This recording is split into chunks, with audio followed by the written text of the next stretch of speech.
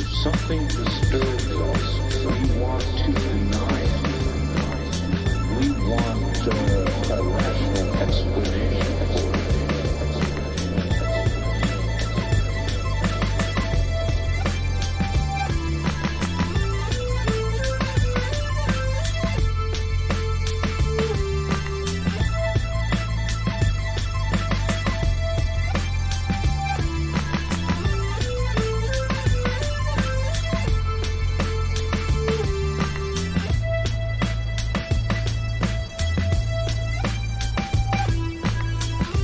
Something disturbs us, we want to deny it. We want a rational explanation for it.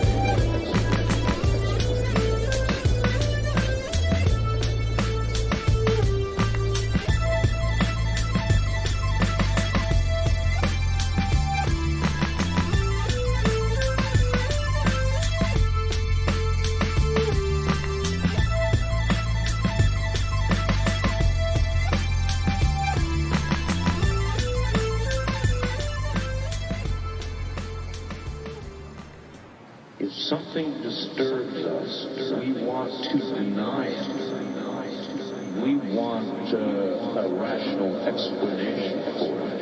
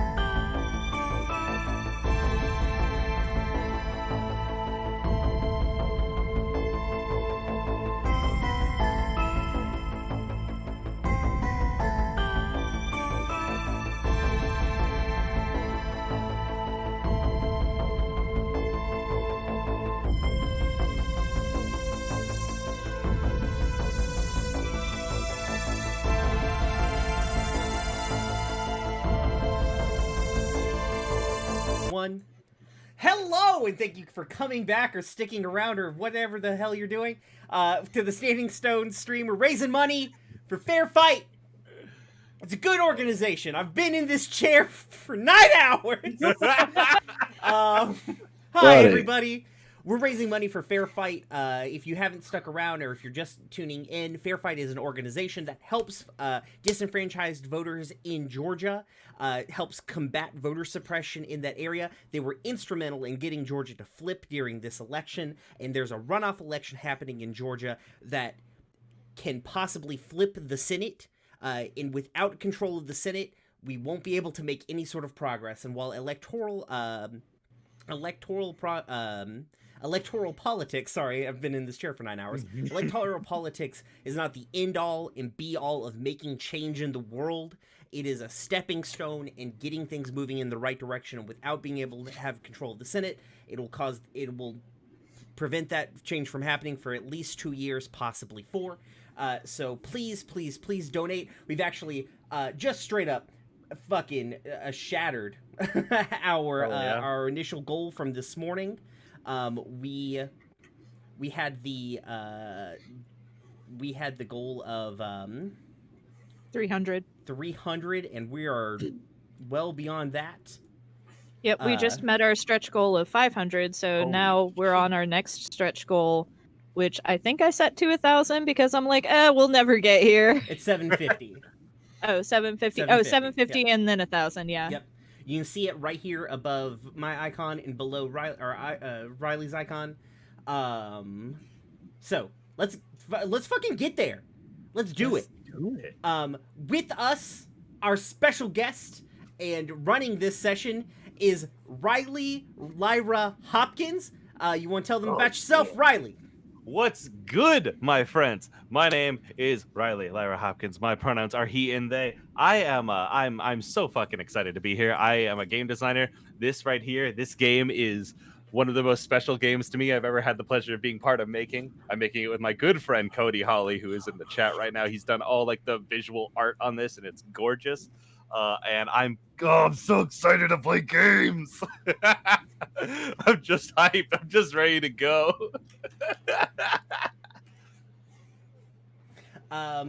Sweet. So do you want to play the theme for the show or for the game when we get into it? Yeah. If you hit the music, can I talk over it? Will that volume work out? I will probably have to adjust it slightly once it starts, but sure, fuck it. We'll do it live. Let's go. We'll do it live. Are you ready? Yeah, here goes in 3, 2, 1.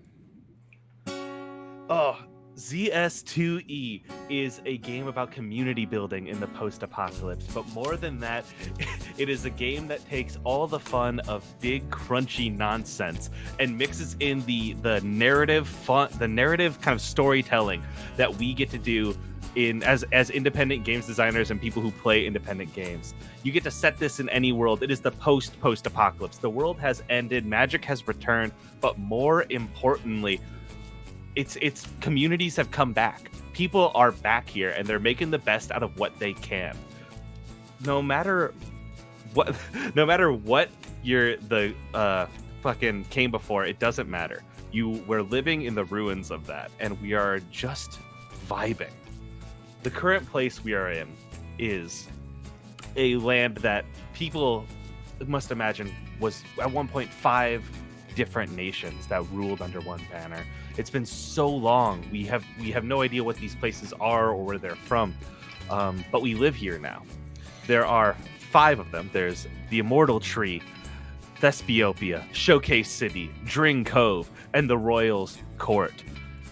There's a single ruler who rules over these 5 places and connects them into a kingdom of magic. But unfortunately, something has broken very, very bad. The king, King Mickey, is dead.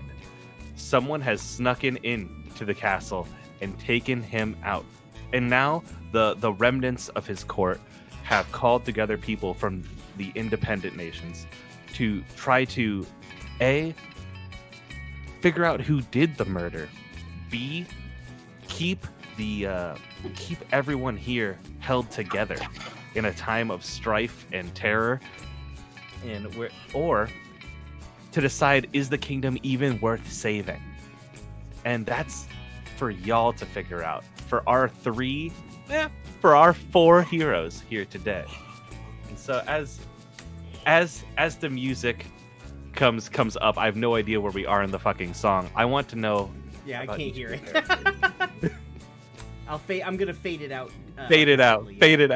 Yeah, and, all right, there we go. I'm so ready. You might want to pause for just one moment, Riley. We've lost August. Oh no. Yeah.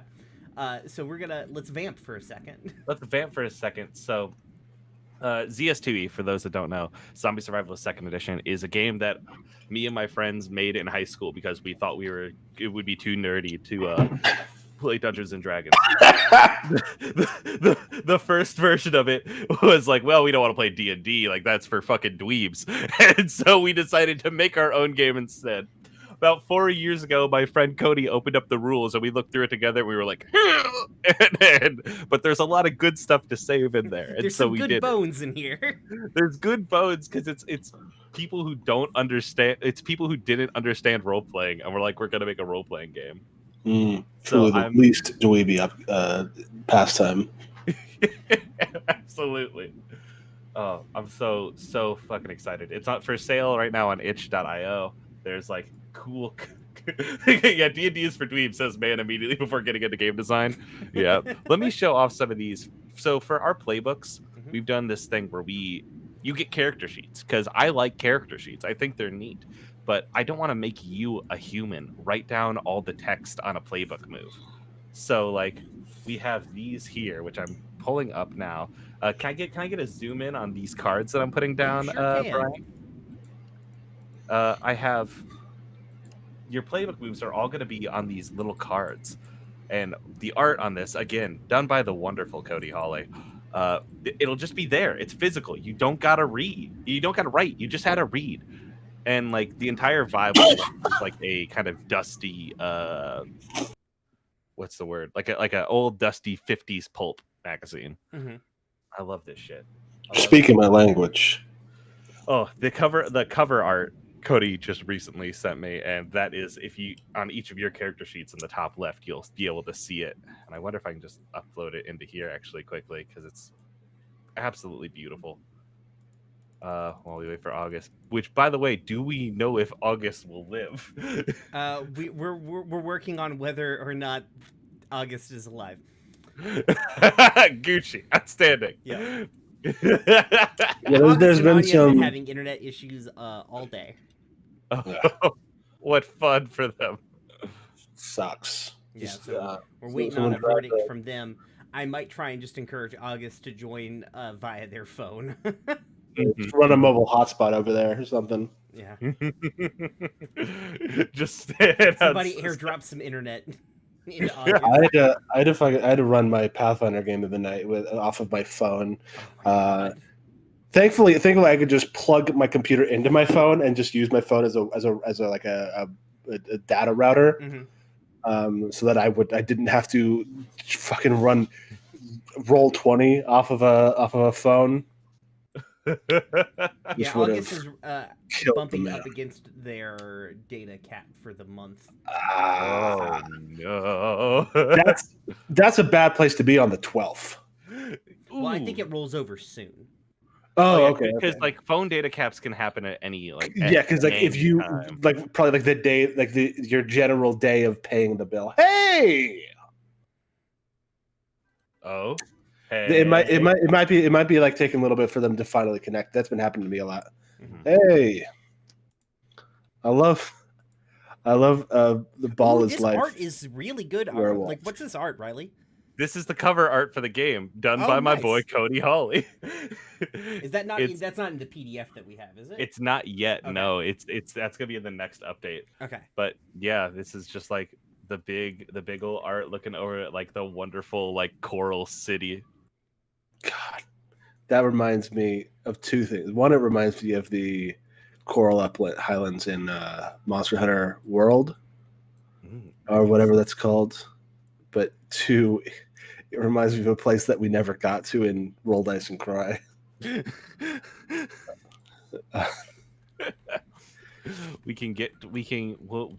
Maybe this place exists in our Disney World. Maybe. Yeah,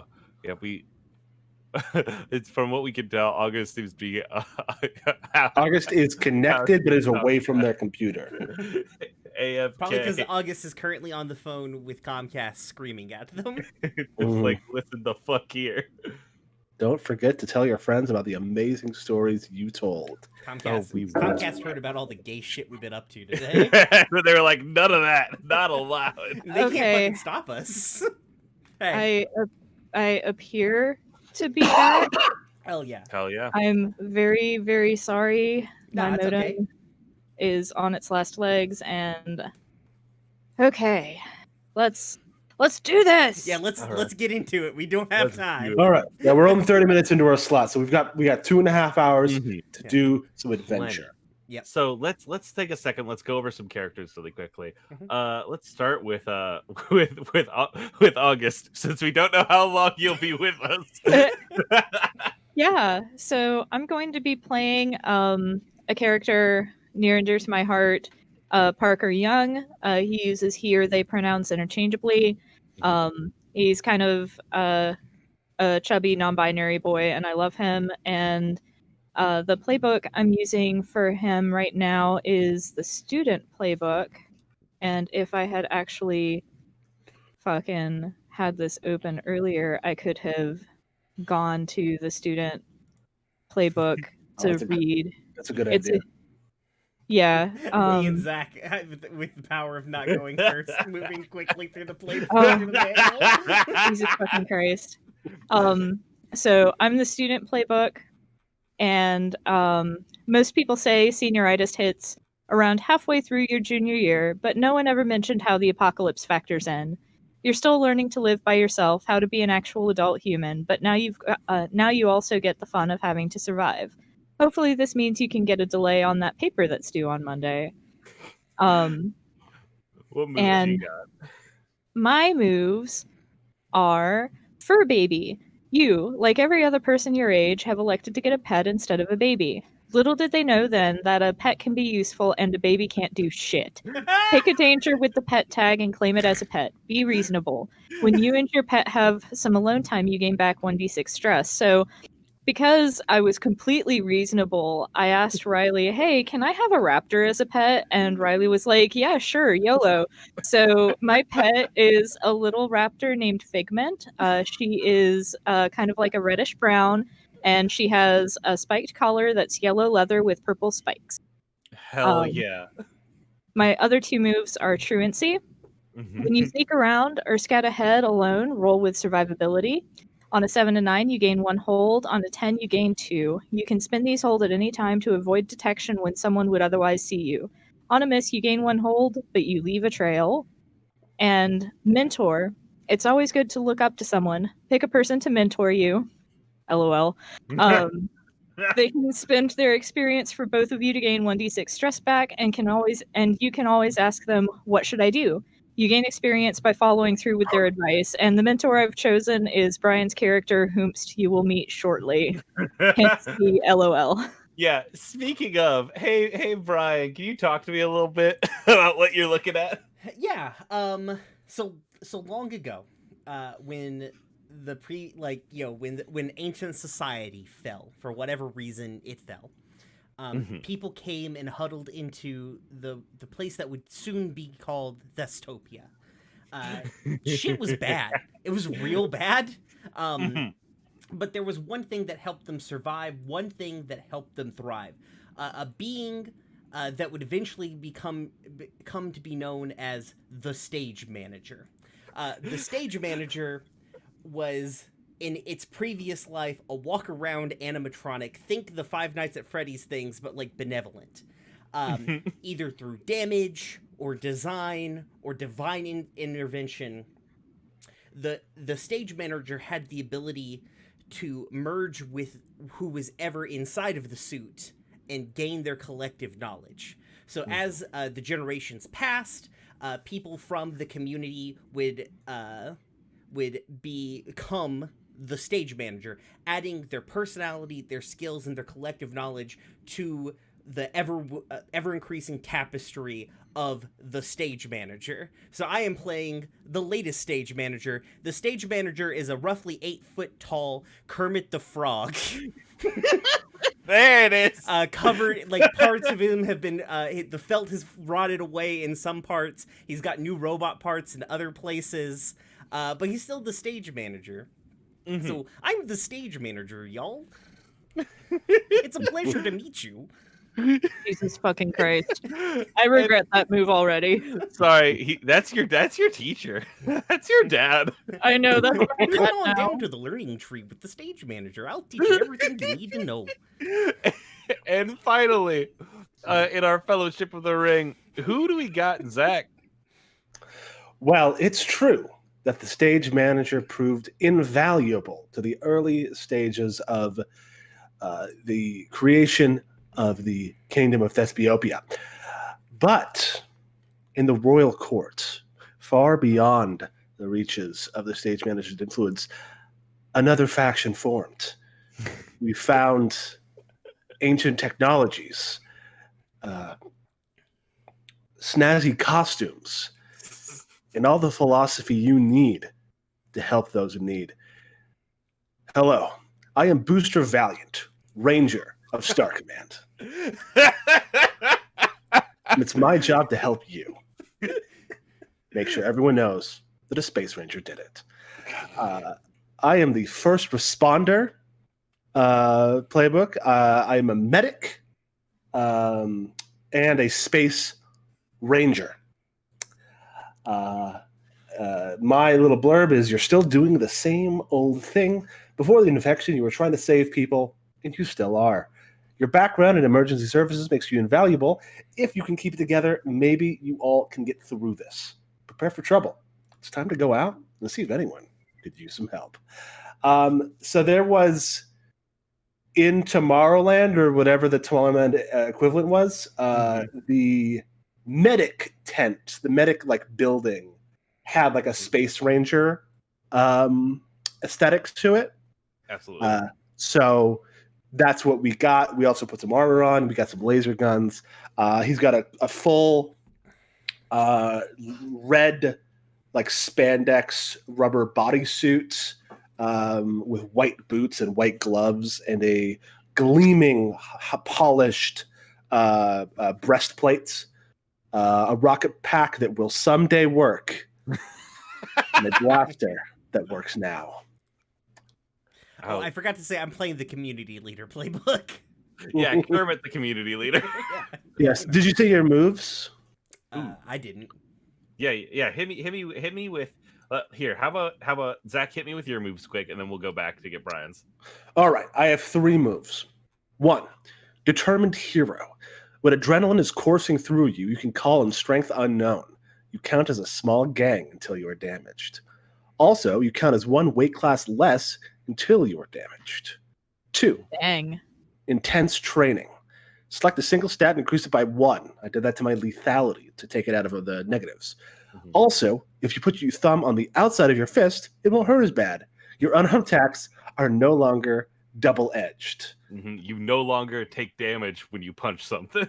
I can punch people safely. That's what my doctor gloves are for.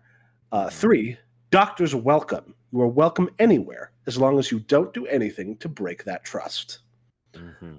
Everyone knows that when a Space Ranger comes, it's going to be okay. It's going to be okay. The Space Rangers are here. Brian, what moves you got? I actually didn't realize I had to pick moves, and I'm picking them right now. You're listening to me come to this. You get 3 of them. Yep, 3 of them. I'm going to take Last Rites. When you or an ally meet with death, you may spend 2d6 stress to have them automatically roll a 10+. For those that were waiting for them to cross the gates won't be, or that were waiting for them to cross the gates won't be thrilled. Also, teaching the class. You help people reach their full potential, and when you level up, you may instead choose to spend. I might actually put a pause on that because we're probably not going to level up. Pause it. I call on the power of my home.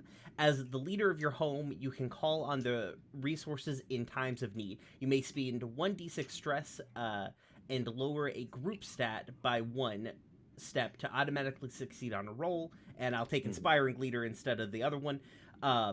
When someone is in need, you can take on their burdens. When you and an ally, or when an ally should spend stress, you can choose to instead. You both mark experience. Lord, I can't talk today. You've been talking a lot, buddy. You pat you on the back. I'm surprised that this haunted animatronic did not pick Don't You Ever Want to Just Go Ape Shit. I mean, it probably works for Kermit the Frog, but this isn't Kermit. I'm the stage manager. I'm not Kermit the Frog. I'm not Kermit. Yeah. Kermit is but a memory. Yeah. And so very true. With that, let me start you off, and kind of the camera is flying over the long fields of the entire layout of the Kingdom of Magic, and we're flying through here. We're going fast, moving fast, taking chances, and we stop to. The camera is moving over trees, like desolated highways, and we come to Showcase City, where we're starting.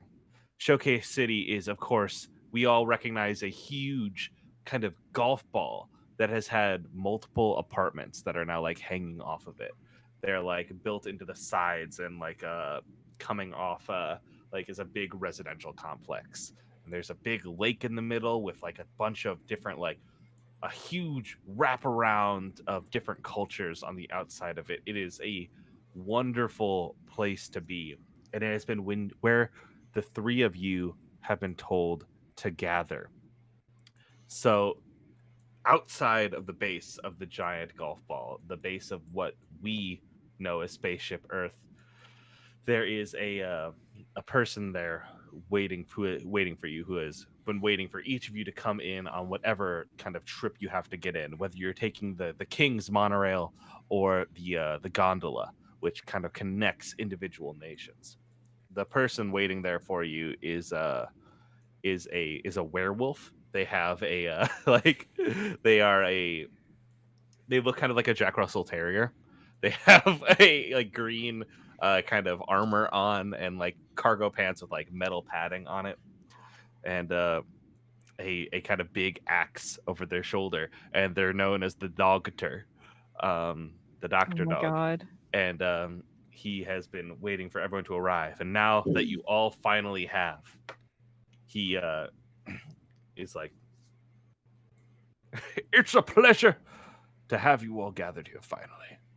Now, as you know, you three have been four, including the dinosaur. You four have been selected as the investigators, as the third party who will decide if the kingdom stays together or falls apart. You have the world in front of you. You can either go check on each individual nation. You could go investigate the murder scene. We've kept it clear for you up at the Royals Court, or take whatever direction you'd like. Our fate is in your hands. And, and he like bows to you three, you four. He's like setting up, and yeah. Who? I love the intro to this Obsidian RPG. Yeah. You anything. You see that building out there? You can go to it. But this one, it's true. I greet his bow with the traditional greeting and goodbye of like Thespotopia, where I just like wiggle my arms in the air. Booster Valiant puts his hands on his hips and says, "Of course, Doctor. We'll make sure it gets done. And just remember, the Space Rangers, we're here to help." Yes. The Space Rangers have been around to help us when we've needed it most. I hope we will still have access to you after this. Oh, of course. Why wouldn't you? Are you planning on like killing them? No, if the kingdoms break apart, it'll be civil war. he gets it. This guy gets it. Yes. I'm sorry, I'm not like I'm still in Civics 101, okay? Yes, it's important. You may think you are inexperienced, but you have been brought on here because you have a vision for the future that these other two may not have. You have a spark and a youthful exuberance. And a dinosaur. And a dinosaur. And The dinosaur is an important part of this equation. Figment like kind of like does one of those Jurassic Park velociraptor chirps. Yes. That's what I told them. He can understand Figment.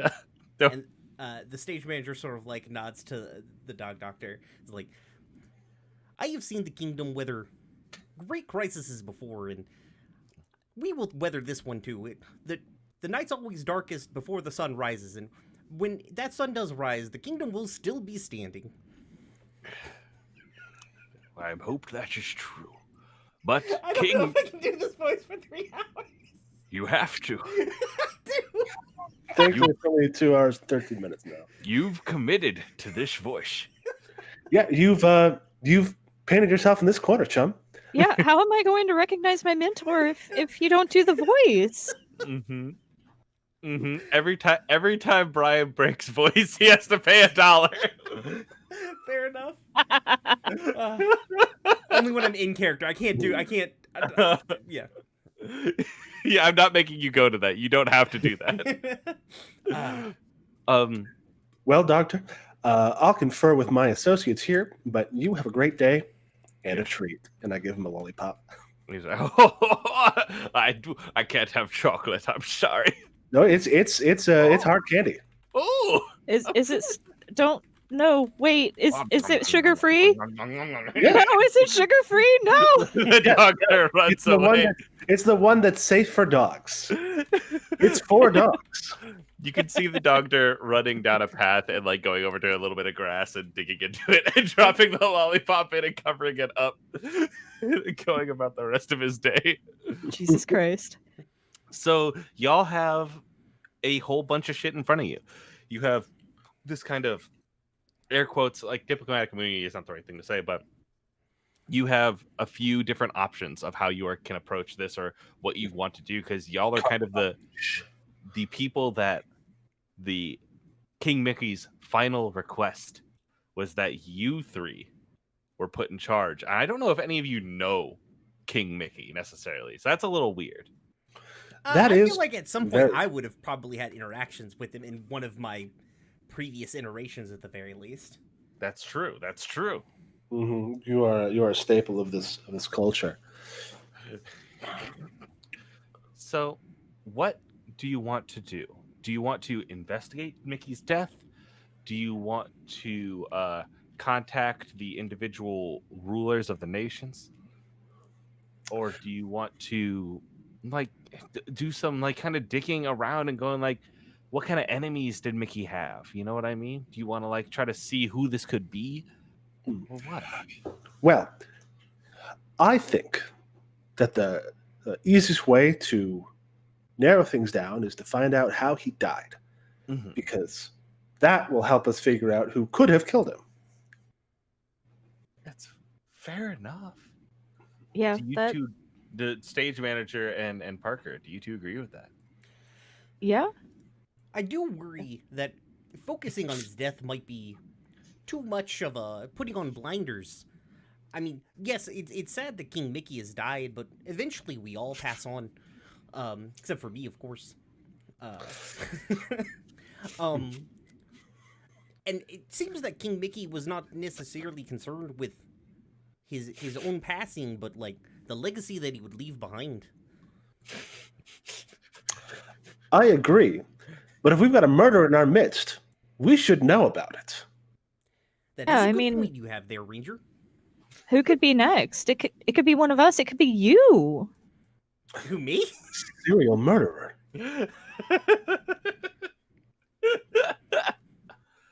Parker like kind of like puts an arm around Figment's neck and holds her close. She chirps. Don't worry. You're in the company of a space ranger. I'll make sure that no harm comes to you or your friend. Quick question. Is Figment like just like a red version of the Yoshi from the Super Mario Brothers movie? Yeah, basically what I'm thinking. Like at first I thought, oh, maybe Figment is like feathered like a real raptor, and it's like, nah, it's more badass if it's like a scaly OG Jurassic Park kind of raptor. I mean, it came out of a theme park. It did. Yeah. No theme parks are right. It probably was in fact a Jurassic Park style raptor. Yes. They just had some. So if you three want, four, including Figment, if you four want to travel to the Royalist Court, you're gonna need to get on the King's monorail. There is a kind of above you. There is a monorail track that wraps around Showcase City and has a station right outside the front gate of it. And it's easy enough to get on. You can like flash the kind of badge you've been given. and make your way on. And it will carry you up through Showcase City, back up north to the Royals Court. And as you're going north, you go over what is known as the Deadlands.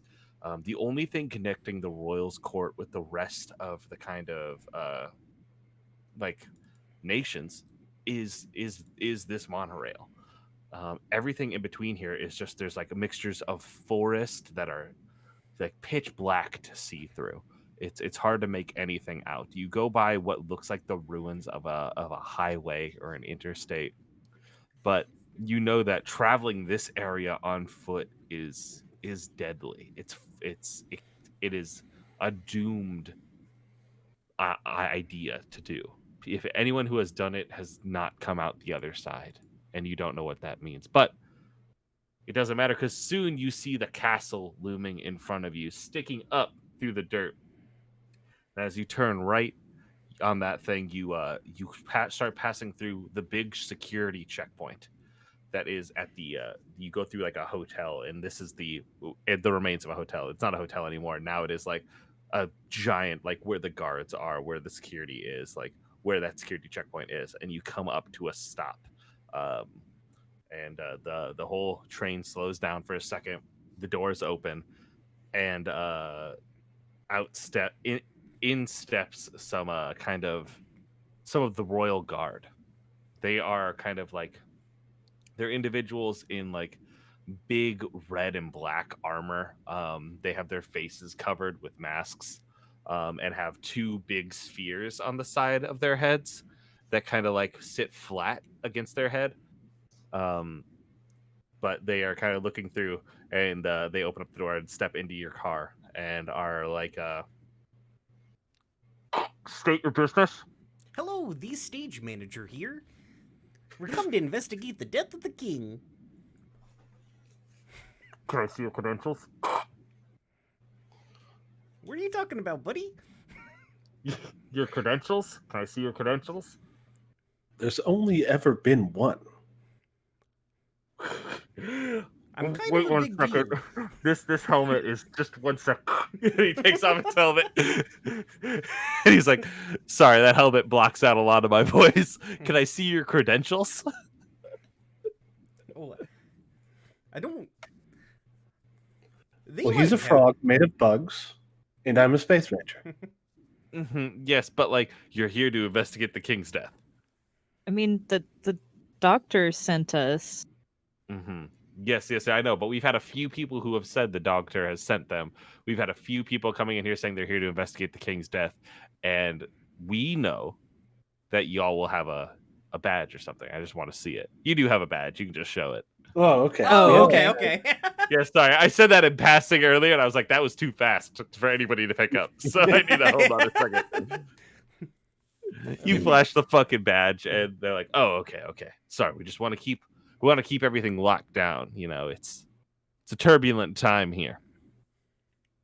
And I think like the stage manager puts their hand on this guard's shoulder and is like, it's going to be a scary time going forward, but at the end of the day, we'll all come together like we always do. Yes, I hope so. Well, if you get in there, just I guess stop by again when it's less like this. He smiles and like pats you on the shoulder. Some of the little Bunsen's and Beakers rub off on his hand. And he's like, yeah. Like flicks his hand. Oh, I guess for the audience who doesn't know this, I took the armor covered in 1,000 little bugs, but I changed it. So I'm covered in 1,000 little nano machines, except they're all tiny Bunsen's and Beakers. Do the beakers go meep meep meep meep? Yeah, but they're so small you can't hear them. It's like a microscopic whine. Yeah, like if they got up near your ears, I hear them always. Of course you do. You're the stage manager. I am always listening. I gotta be ready for my cue. Oh. So we as we roll up on the Royalist Court, we are on the monorail. We see the Magic Kingdom kind of showing off in front of us. It's a hustle and bustle of people moving up and down this area. I'm going to need one of you to roll the move Reveal a Scene.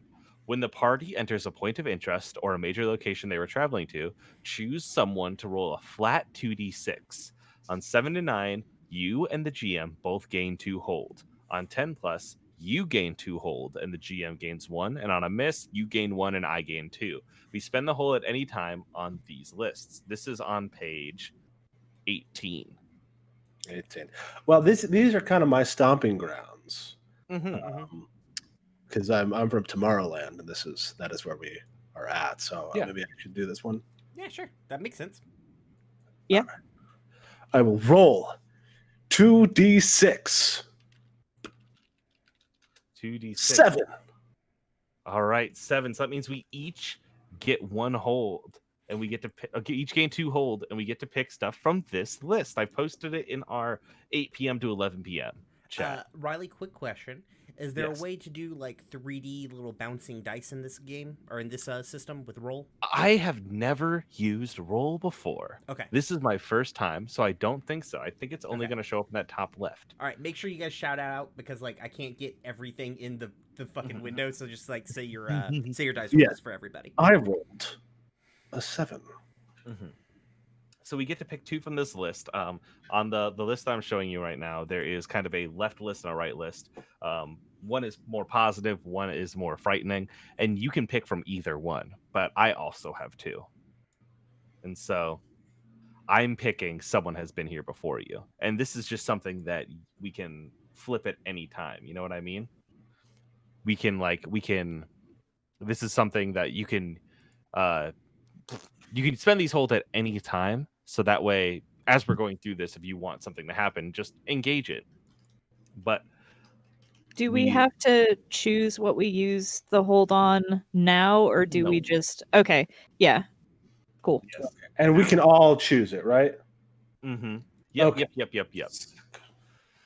So as the kind of doors open, there's like, and you see like the big grass, and you're in the kind of Main Street USA section. There are these 50s style buildings. There's a hustle and bustle, people moving back and forth. It is chock full of individuals working and like heading, like bringing business from one section to another. And the castle towers at the end of the street, straight on the edge, vertically.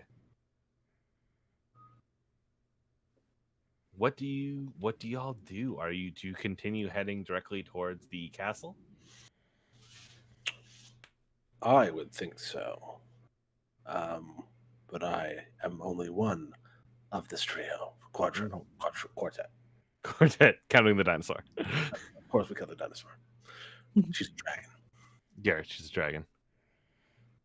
Apologies. I'm She putting a little- chirps. Chirp. the rest. I've got a Putting cookie. a little star by where y'all came from.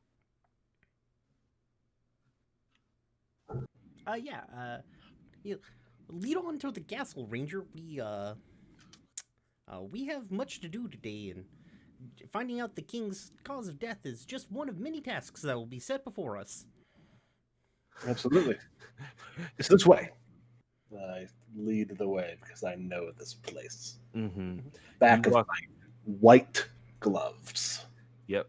You walk down the kind of the road here and like do that kind of like tipping your hat like hello, and people are like, howdy, Space Ranger. And like yeah, the people from the frontier land are like talking in cowboy voice and shit. Hello. Like, there are other Space Rangers that are around here. And y'all make your way to the base of the castle. And it towers vertically above. And there are guards on the outside. And they see you approach, and they've obviously gotten radioed in from someone else. And they step aside and let you in. And inside the gate is similar to the stage manager. This kind of magic of characters being brought to life by a combination of magic or divinity or something. Who could say? Conscious of the collective subconscious of humanity. Yes. there is a soldier standing in here. He has a big shield on his back and a large orange kind of jacket, and he turns around to face you with his little green hat, and he's like, well, you must be here to help find out who killed the king. Gosh. Yes, Sir Goof. I must remiss. Did you see Katie's Katie Mm-hmm. made it? Okay, just wanted to make sure. I did. Okay. Oh, Okay. I did. Okay. Mm-hmm. Back to the fun. Mm-hmm. Do I know how I have to have met if he's another living animatronic thing, I have to have met him before. Yes. He's like, Kermit, I didn't expect you to be here. I'm the stage manager. Sorry. Oh, sorry, I forget the formal names. The stage manager. Remembers the before times. It's okay, Goofy. I've long since passed the title of Kermit, and I've ascended to something far greater. Why do they got you working with one of those space cop bastards? He glares over the shoulder at the space ranger. I mean, he seems okay. Like, Now, that's you kind of know- rude. yeah, you know, Goofy, that the Rangers they're not law enforcement. They're a vital part of society. They help people. They're our first responders. They come to us when we're in crisis. You're not a judicial thing, are you? Right? Like you're just No, yeah. no, but we have You're There a is- combat medic. there is history between the Space Rangers and the Knights of the Three Circle Table. Mm. I understand that you might fear our agenda, Sir Goof, but today we are comrades. Don't worry. Nothing about you is frightening at all. I'll lead you to the king's chambers. Follow me. And he turns his back to you quickly and walks away. And starts walking up down the pathway of the Magic Kingdom. I lean down. Oh fuck! I've forgotten your character's name, Zach. Booster Valiant. Booster. I lean down to Mhm. Booster, and I'm like, "It's okay, Booster. I find you frankly terrifying." Thank you, manager. I don't need to be feared to be respected. Oh, good. Gosh, it's real tense. He leads you down this path to another another door where there is a duck standing, another like animatronic who looks off to the side and like glares down the hall and is like, what's that special you have? Don't worry about it. He's here to investigate the death. He's with the stage manager. We can trust him. Oh, okay. And he opens the door. Donald got real weird there. It's a good one. I practice a lot of Disney voices. You never know when you need it. In my line of work, quite a bit. There is a and they open the door to a murder scene. There is a body on the ground of a mouse. There is it's another living animatronic. There is a lion drawn around him on the ground. It does look like a lucky emblem because they did have to go around his ears because they are flat up from the ground because it's very important. Well, yes, of course. They're always flat, no matter what direction you're looking at them from. Absolutely. They're quantum locked. But there on the ground is the corpse of King Mickey. There's clearly a fight has happened in here. Like the throne is tipped over. There is like shit everywhere. How much blood is there? A significant amount of blood, which you're like, that's an animatronic. Figment starts licking some of it, and Parker's like, no, bad girl. You don't investigate with your tongue. Riley, quick question. Yeah. What page is the like basic moves on? 9. Up right here. I somehow accidentally scrolled to it. Thank you. No worries. You're probably looking for page 11 that has consider the following. Yes. Yes, that's what I was looking for. Thank you. I'm here to help. Yeah. I think the stage manager, after Parker wrangles Figment, is going to get down and take in. I'm gonna do consider the following: take in my surroundings. Let's see. I roll wits. So this is a like rolled 2d6 plus kind of thing, right? Mm-hmm. Okay. Absolutely. Just wanted to make sure I understood the rules. Yep. 2d6 plus. I have a different. I actually have two versions of this webpage open, so I can I can have the big splash screen and then actually be able to use my character sheet. Yep. All right. Is it it's working? Not rolling. Oh, so you got to click 2d6 and then click your +1 and then click roll. Yeah, click the d6 twice. Well, this is the first time any of us are using roll, and so we're also figuring it out at the same time. Oh, get it now. Right. Okay, got it. So now, so it's kind of an interesting way of handling like situational modifiers. All right, so that was an 8, so a mixed success. Or is there a different terminology? Nope. Okay. Mixed success. Yeah, that's 7 to 9. So you get to ask one of the questions on the list and gain lift to acting on the answers. Okay, so like I get down and I squat down, and it's really weird because my limbs are so long and my torso is not. Mm-hmm. And you're like, you think for a second, there is supposed to be a person in there, right? I mean, they never said it was the whole person. Exactly. We don't know how somebody becomes the stage manager. And so I squat down and I extend my hand, and then you guys see like all of like it's like ants running off of me, and the camera zooms in real close. And it's all the little Bunsen's and beakers just like swarming around the scene.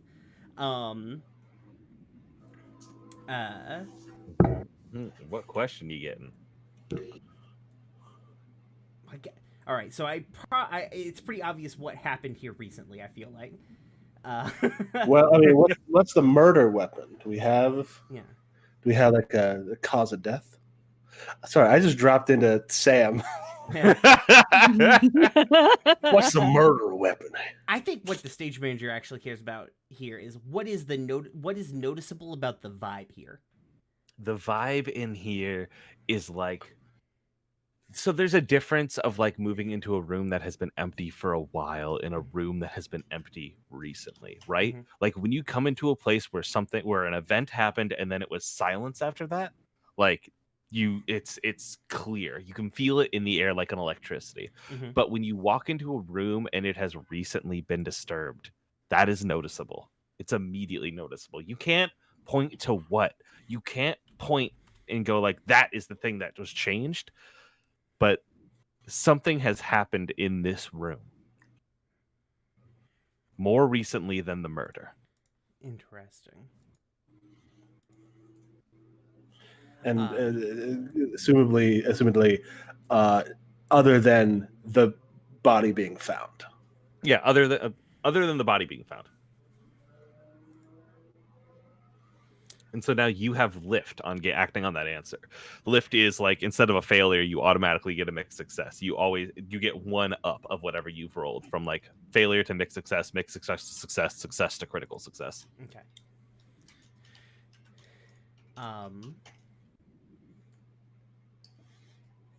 I think like the stage manager sort of stands up, and all my little meeping nanobots return to the host. And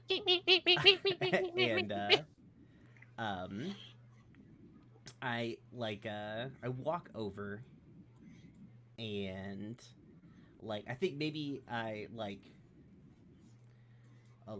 and I think I say loudly something like, let me go ahead and make sure that there's nothing out of place, like see if they were possibly hiding when they came in the room. And I like shut the door and I turn around like, shit's kind of fucked up here, guys.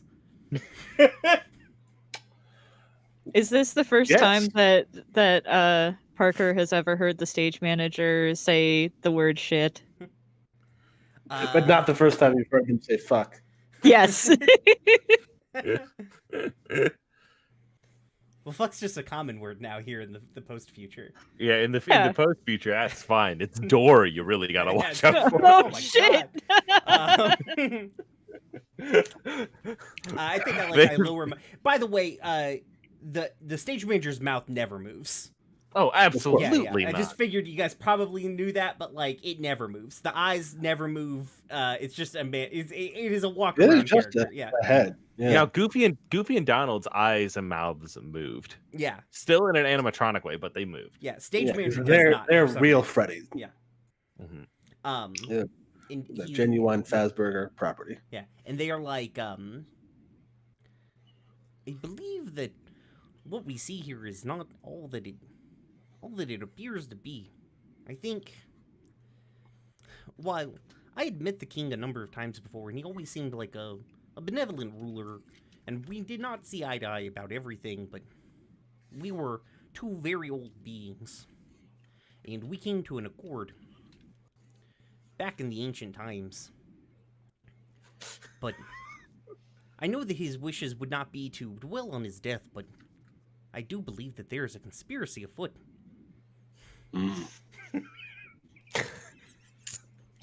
I that mean, is worrisome. I mean, I don't think that anybody would just kill the king and just random. I would expect a conspiracy. It's at the very least a reason. A motive. It seems like if you're going to throw the kingdom into chaos, it doesn't seem like the best way to go about it. The death of the king will have socioeconomic difficulties, with ramifications beyond what we could conceive.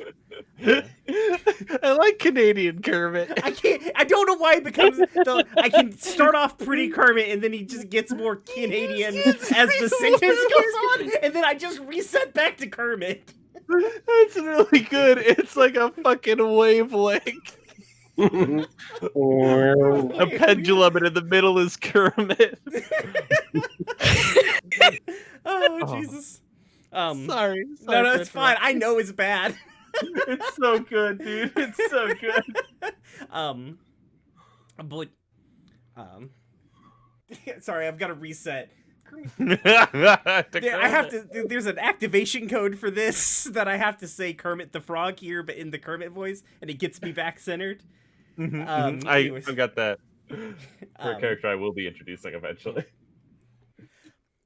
But I do believe that somebody is willfully trying to destroy the kingdom, and I don't think that it's for a purpose that it would appear to be. I don't believe that this was an act of pure malice. I believe that it had some other sort of motivations behind it.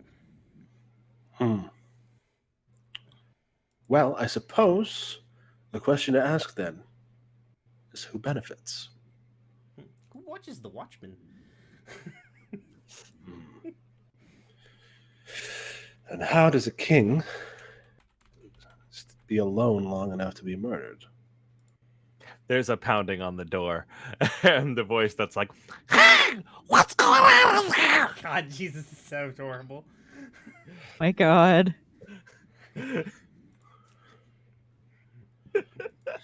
Parker's just like, we're just looking around. Like, we need a few more minutes. All right. I'm going to roll. I want to consider the following. You get lift to act on any answers here, since you know something is amiss. So you will automatically get kicked up to a full success. Cool. So do that Sick. 2d6 plus your wits. All right. That's a 9, which then goes up to a 10 because of my lift. Yeah, absolutely it does. So you get 3 questions. And lift regardless of what I knew next. So we know the vibe, whack. Vibes bad. Just bad Whack. vibes. Like Jamal Smith said. His vibes whack. The murder whack. Whack. So I have 3 questions. Yes. 1, What is out of place? There is two things that are immediately visible to you. One, there is Mickey whacked. There is a if you roll the body of King Mickey over the animatronic body, there is a knife that is in it. That is the first thing. And the second thing is, as you go around the room, you find another weapon hidden in a plant. And this weapon is like a kind of weird gun with no trigger. But it's just sitting in one of the plants. Interesting. Like there's a place where a trigger should be, but there is none? Yep. It has a barrel, but just no trigger. I smell that. See if it's been discharged. It smells unique, right? It doesn't smell. It's not like it doesn't smell of ash or like sulfur or like gunpowder, even like carbon scoring. You know, it doesn't smell like anything like that. It's a unique bouquet. It has like it has a smell like wood, almost like a kind of sandalwood and like a little bit of like fabric and shit like that comes out of it. Is it made of wood or is it like made of metal? You know what? It is made of wood. It is made of wood. And also on the edges of that smell are like the smells of like popcorn or cigars. Frontierland. I think the stage manager comes over to you, Booster. Is like, I think if we stay in here any longer, they're going to get suspicious of us. And he holds, or they hold out their hand for the weapon. Like, let me hide it. They won't check me, but they'll be suspicious of you finding that. They sure will.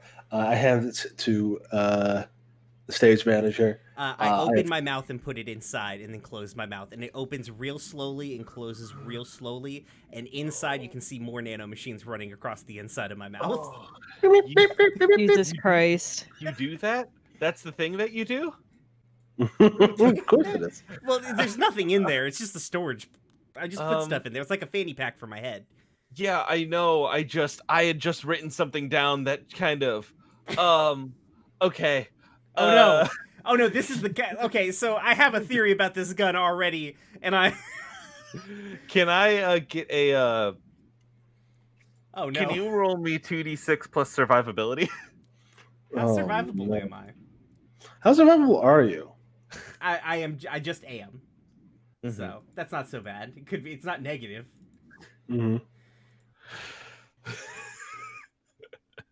That's not good though. That's bad. Oh boy, That's that bad. right there is a That's failure. bad one. But because of the fucking consider the following getting a 10 plus, you get lift on whatever the group does next, no matter what. So you do get knocked up to that mixed success, baby.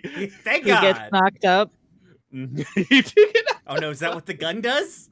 Your armor will soak up. So you have just rolled Be My Shield. When you would take damage, roll with survivability. On a 7 to 9, your armor soaks soaks the damage up to its armor value, and so the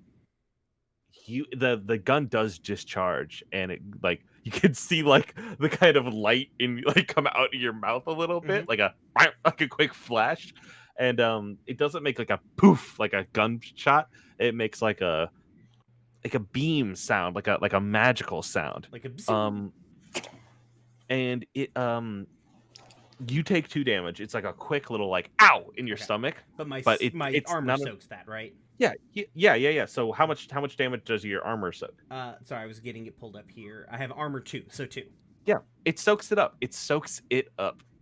And so it's not a problem. You don't take any damage, but like there's like a little bit of dizziness that comes after it. I think what happens is like the mouth slowly opens again. Like I walk over to Parker, the mouth slowly opens again, and all the nanomachines, now in the form of a tongue, kind of like spit it out at Parker. Like, you maybe should hang on to this. I don't know if it's necessarily safe for me either.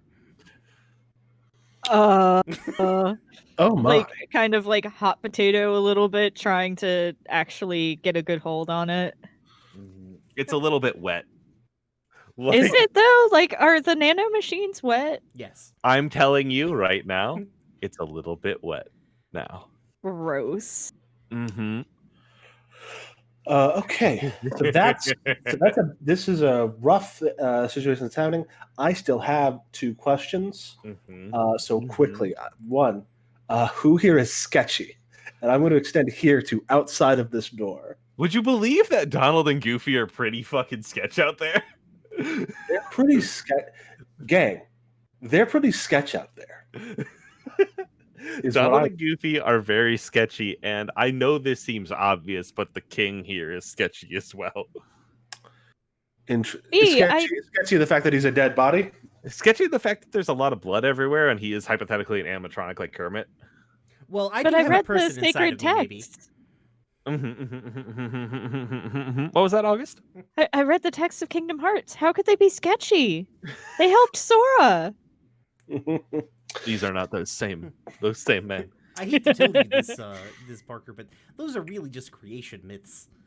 Yeah, the creation myth of this world is Kingdom Hearts. Okay.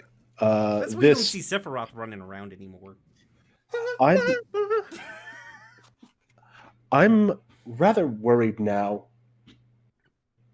Okay, so here's my plan. Is I'm going to ask my third question, which is, what is the easiest way to get out of here? So the door is right there in front of you, but you have a kind of knowledge of secret passageways within the Magic Kingdom area, and there is a lever on the right of the chair. It's kind of like hidden within it, and you can pull it, and the chair will move forward and open up a pathway below, and you can get out safely that way without being seen. All right. We should maybe take the king with us and not tell those guys. Are you going to steal the body of Mickey Mouse the king? I think that this location is compromised and a more thorough investigation could be held elsewhere for the autopsy. Now, while I am suspicious, Ranger, Booster, I know that you have a bad relationship with the Knights of the Three Round Table, but yes, I am really trying my best to not let it color my perceptions. But stage manager, this is so sketch. I do have to admit, this is pretty sketchy. This is a very sketchy situation. It's deeply sketchy. Just frankly, I've been alive for an unconceivable number of years, and this is one of the top 10 sketchiest situations I've ever been in.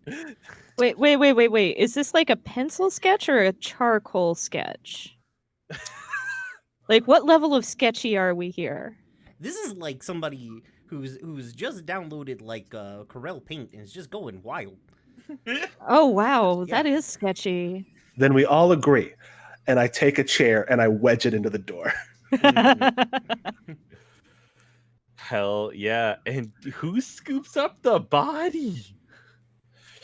I'm probably the strongest. Yeah. Okay. Hey, Riley. Can we put it on Figment's back? I think it's as big as me. I don't know if Figment can carry it physically.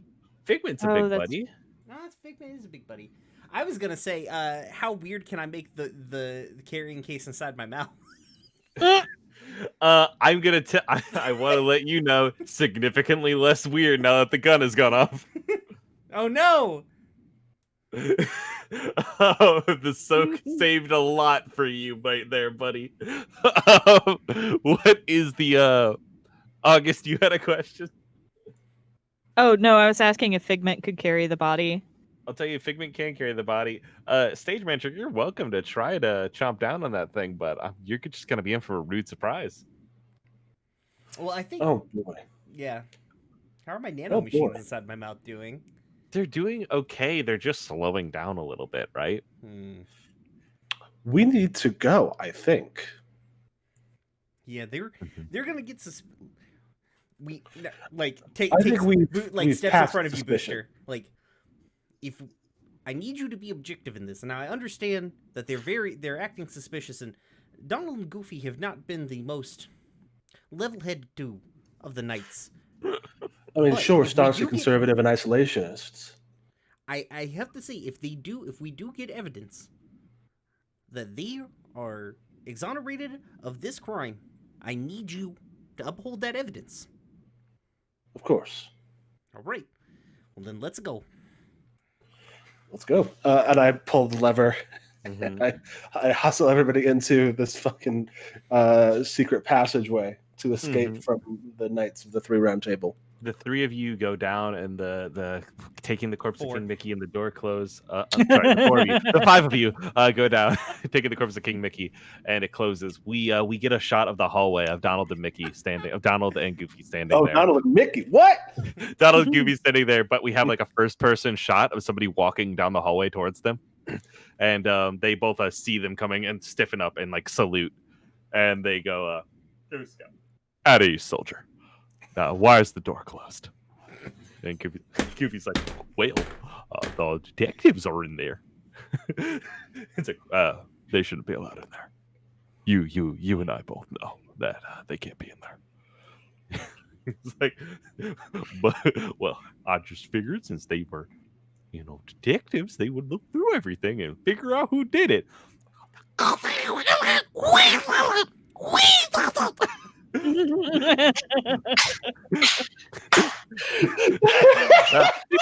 Private, open that door right now. The door opens up, and you three of you, the five of you, are gone. And Goofy's like, You have to break the door down because I wedged a chair in there.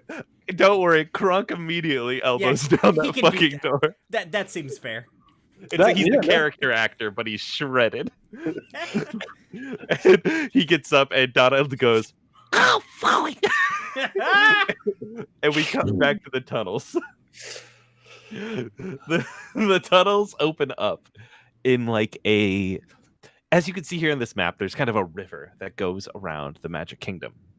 And two rivers, there's like a lake, and they all connect to outside of the Magic Kingdom. There's like a big pond, big lake that goes to a bunch of rivers that go to everywhere in the area. And there's a shipping dock out there. And one of the shipping containers open. There's like a toom, toom, toom, and like you like a grate comes off, and you're in the shipyard that's right outside the city. Is it this spot that I just X'd? It is. Oh yeah, right here. Yep. Oh. Zoom out. Okay, there There's we go. a ship here. And I'm going to place the three of you, really, the four of you. Whatever the dinosaur is, we're all just going to have to assume as a team that Mickey Mouse is on its back, okay? But, A dead body contains the same number of molecules as a living body, so functionally there's no difference. Y'all pop out in this second area, in this little area over here. And you can hear in the distance an alarm, like a bell start to ring. Like a ding, ding, ding, ding, ding, ding, ding. Which then picks up to a siren. Well, they found out. Yep, they found out. Okay. Parker, you've been Mr. studying... Manager? You've been Oh, studying... you've been studying history. You were one of my brightest students. Maybe one day you'll become the stage manager. I think that's Please definitely no. not worse than death. I could never fit in your shoes. Looking at the fact that there's no way that Parker could fit inside the body. That's of little your physical form is of little concern.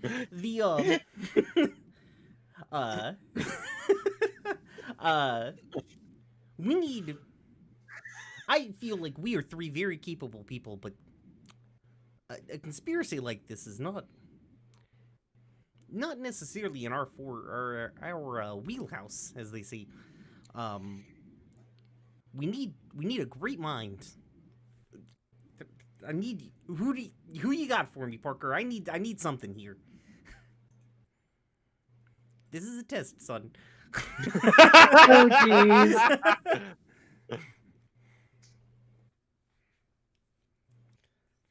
Shoot. Is there a good move for like a history sort of like trying to connect the dots with historical? Oh, like with historical knowledge, or like Like hit the Yeah.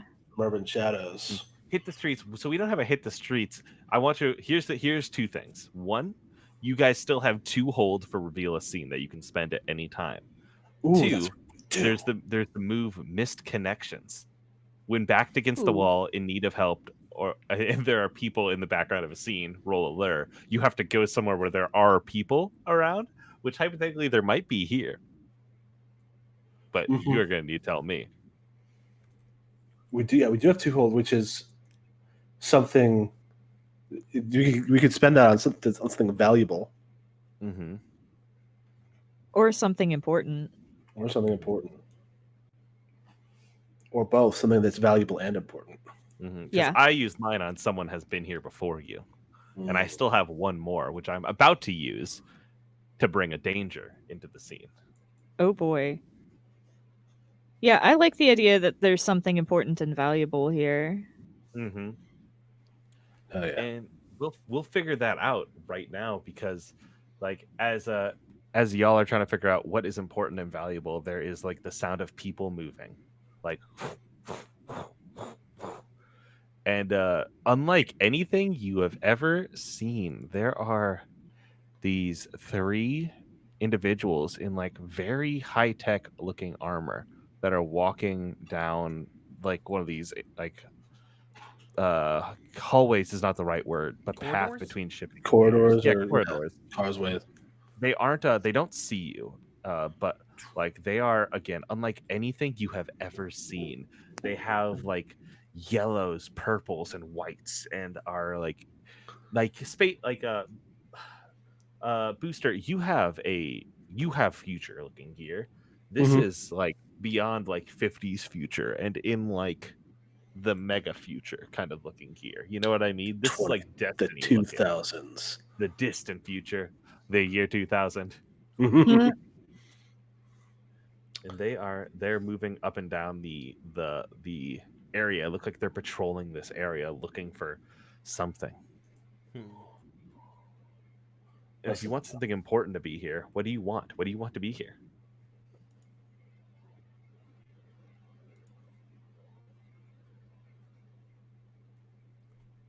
I think we need. Okay, so here's my pitch. We probably need, like, we're on a dock. There's only the ways out are back the way we came or across the river, right? Mm-hmm. So I feel like across the river is not where like the murderous duck and dog are. And himbo. In the himbo. Yeah. Yeah, he's probably not that murderous. He's probably just going along. I I'm don't gonna know. give Crunk. I'm willing to give Crunk the benefit of the doubt. Not Donald Duck. Yeah. How he avoided Yeah. the Hague, I'll never understand. But the Let's go laughing about avoiding the Hague. I feel like what we need is like a boat. Specifically a big paddle boat. Yeah. There is like you can barely see it through one of the cracks of the boxes, but there is like on the south side of this map there is like water, and that is where like the individual ferries come around. And wouldn't you know it, there's a 4-person paddle boat with storage. Like it's one of the ones where you kick your little feetsies and like have to like spin the wheels.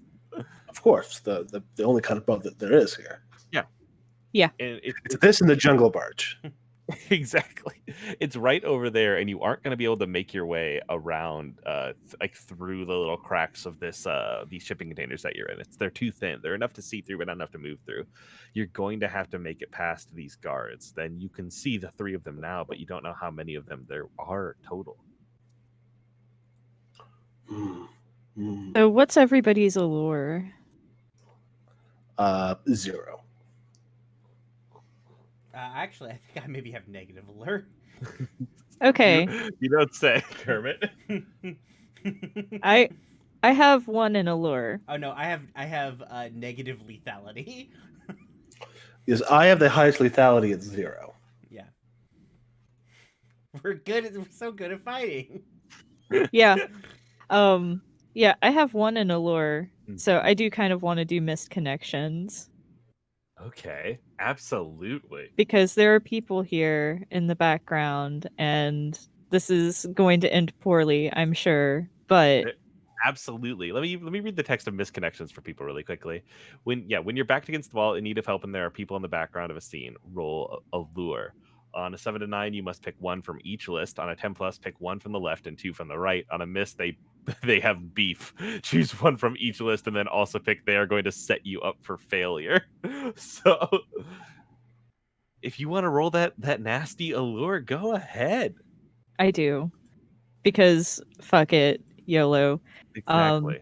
So 2d6 and how do I add my Click the allure. Yeah, there and it hit the is. roll button. Okay. I like this. It's like a little bit like putting the dice into your hand. I rolled a 5. All right. That's what I So do.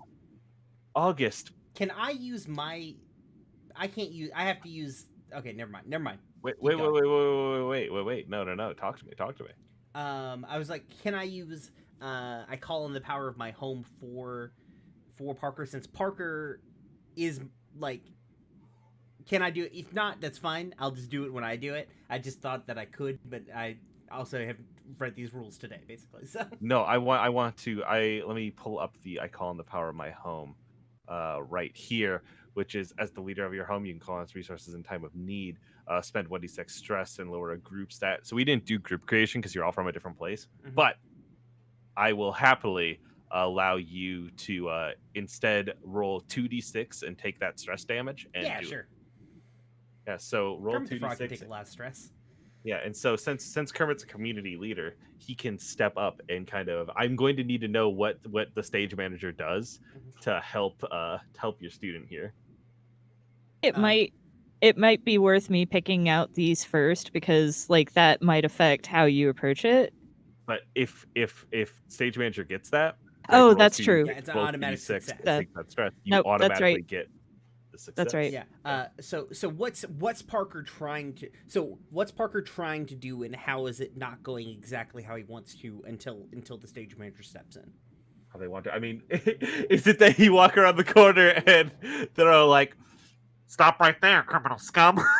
Yeah, I was thinking it was one of those things like Parker was gonna try to like sneak around to see like if they could count how many guards or whatever there are because they do have a sneaky skill, but they end up getting caught instead. And there's the voice, and they're all like, "Where did you come from?" Well, I mean, when two parents like love each other really much. I didn't mean the beginning. I meant now. Well, I mean, you have to start at the beginning to really understand like where somebody's coming from, Yeah, So, like, I don't need to know where you're coming from. I know where you're going, and that's jail. And I think at this point the stage manager steps around the corner and is like, "Oh, there you are, Parker. Oh, hello, officers." I need 2d6. between I need you to take the 2d6 stress damage. It's not going to be enough to take you out, so I just know that you're going to succeed here. Yeah. Make sure to mark that down. And Parker. Oh, that's not so bad. yes. Yeah, no, that ain't bad. 5 damage ain't bad. I'm going to need you to pick 1 from the left and 2 from the right. Okay. So, from the left, I am going to say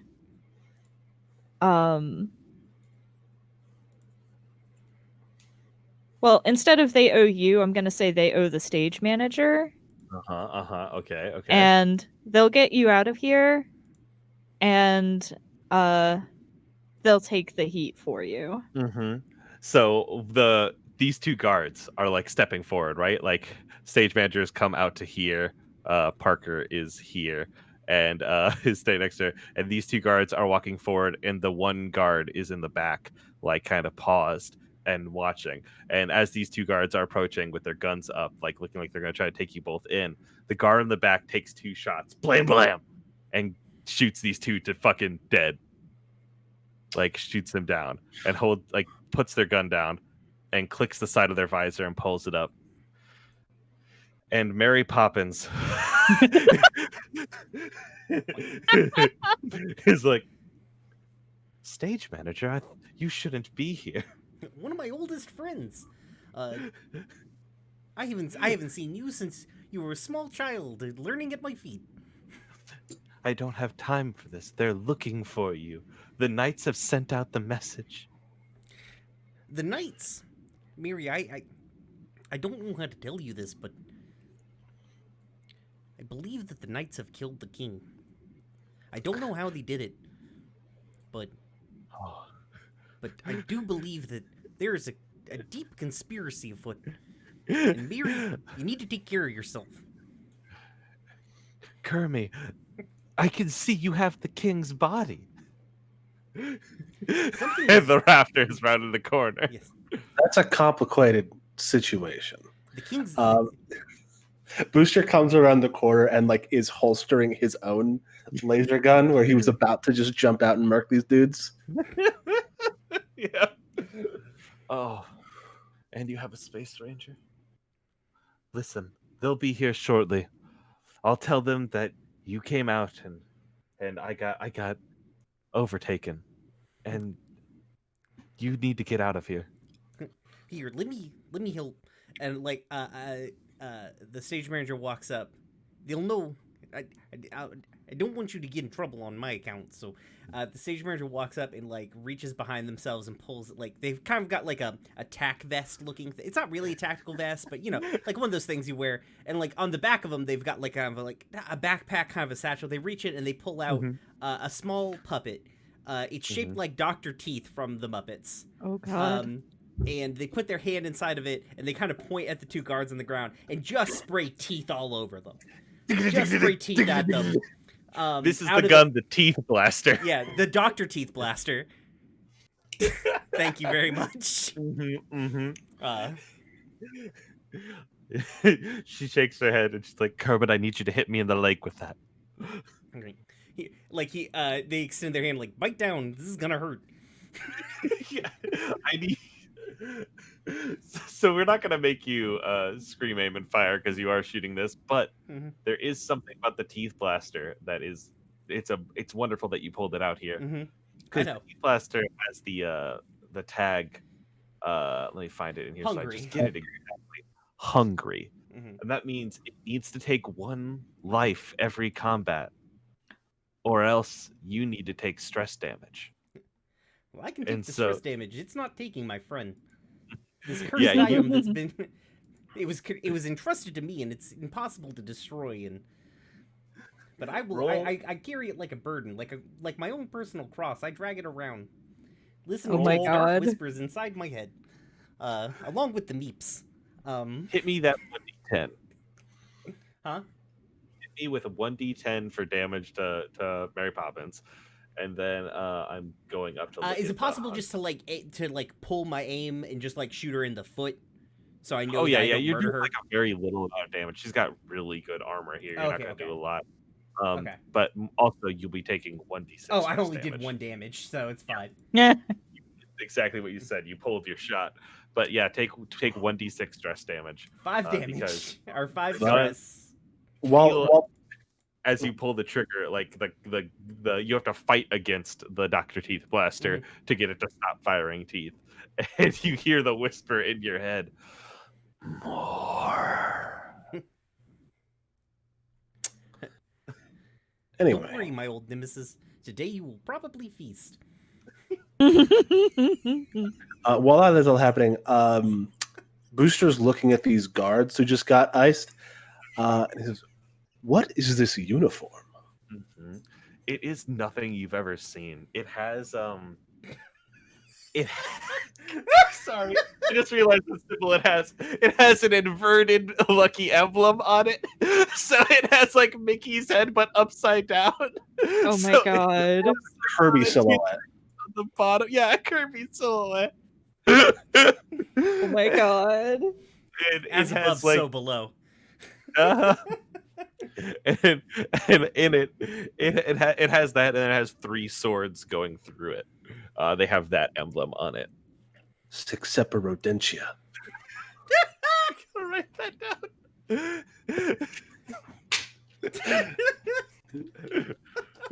But yep, they're there. Like that's what they have on them. They have guns and shit if you want to try to loot them, but you can hear the sound of people coming. We need a blast. I just start leaving. Just let's make our way to the boat, I guess. Yep. Yeah. As you're moving down south, and we cut back to the world map, we see we see Mary Poppins looking out and saying, "Sayonara, stage manager." And we cut to the world map. You're probably gonna need to pan up a little bit, Yeah, Brian. just a little And bit. we have there's this lake that's right here. If And anybody knows how to get rid of the player icons at the bottom in roll, please tell me. I don't think there's a way, because you're supposed to be using it for video and audio, and I will never, because I have Discord available. Yeah, why would I do that? Yeah. Anyway, sorry. Go on. No worries. So there's these 2 kind of cities that are sprawling out on either edge of the lake, but then like it goes into like the rivers and the tributaries that kind of stretch out into the rest of the area. You're gonna have to make your way through the Deadlands on foot, because you can see now that the Royal Monorail, the Royal Train, has been shut down. There's a train that's just sitting there. But the boat. Yep, the boat. You can make your way out on that. Yeah. It's still on foot because we're battling. We're pedaling. Yep. I need to know, where are you trying to go? No, you know what? What I need is somebody to roll the move on the road again. You have a Ooh. Just can't wait to get on the road again. You got a trip in front of you. Choose one person to roll survivability. Subtract 1 for every person in the group traveling.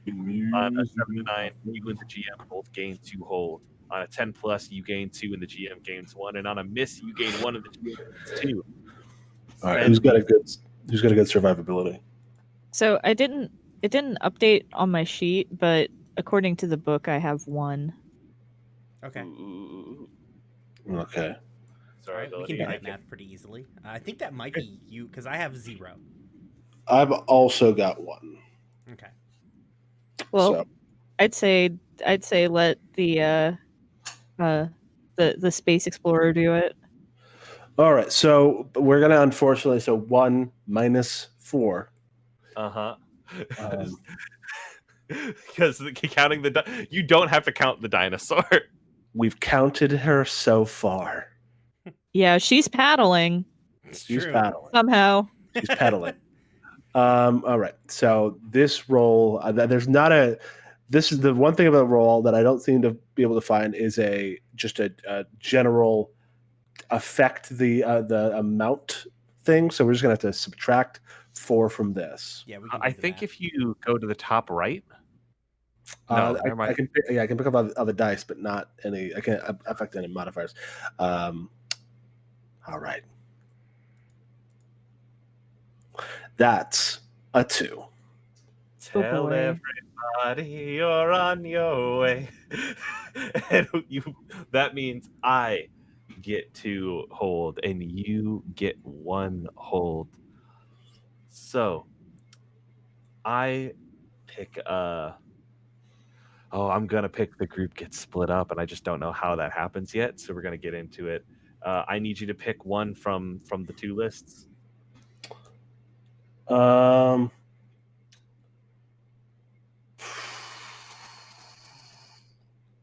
don't know. What page is on the road again?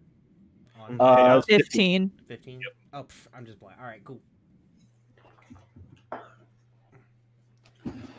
Okay. If you want to see Officer McQueen, you know the amount of money you gotta donate to the chat. Sorry. Oh, like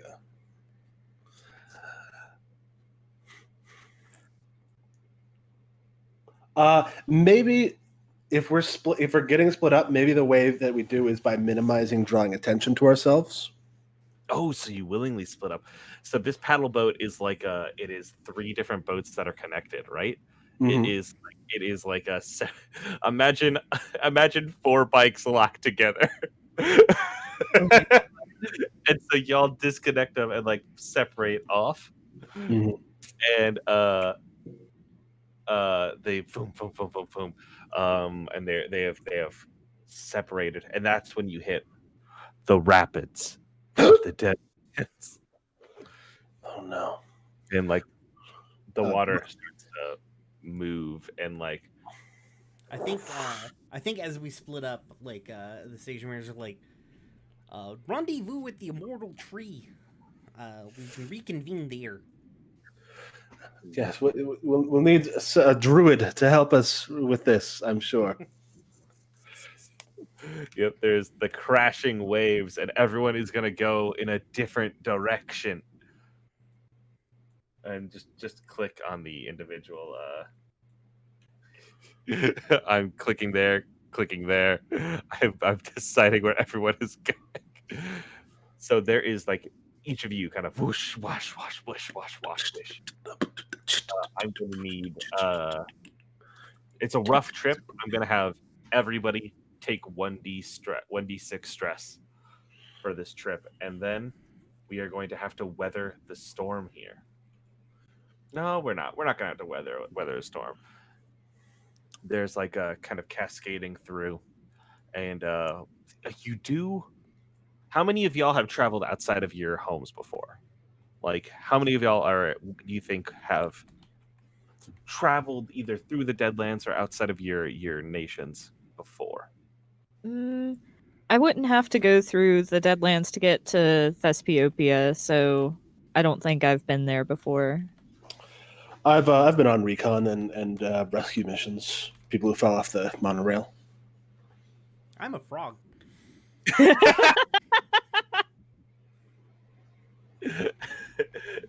So okay. So it sounds like so we know that our boy Booster is gonna make his way to the immortal tree and is able to do that without much of a major issue. But Parker and the stage manager, you are gonna get caught up in 2 separate locations. So first, there is like a crash of we cut to Parker. Parker, you're on this boat, and you're connected by the by your big dinosaur. He's helping keep you kind of on path. Mhm. But as you're kind of cruising through the Deadlands, kind of moving through and these turbulent waters, you come up to like a ridge line, and on the edge of that ridge line, there are like several individuals standing. They look like cowboys. And they are what you know of as the Cold Riders. The Cold Riders are vampire cowboys, and they're watching you kind of fly through this water quickly, like riding their horses alongside. What do you do? I'm gonna be really silly and try to push my luck with misconnection again. Good. I love that for you. You never know. It could actually work out well. Oh! It works out very well. That's an 11. Yeah. Yeah. So that So- means pick 1 from the left and 2 from the right. So I'm going to go with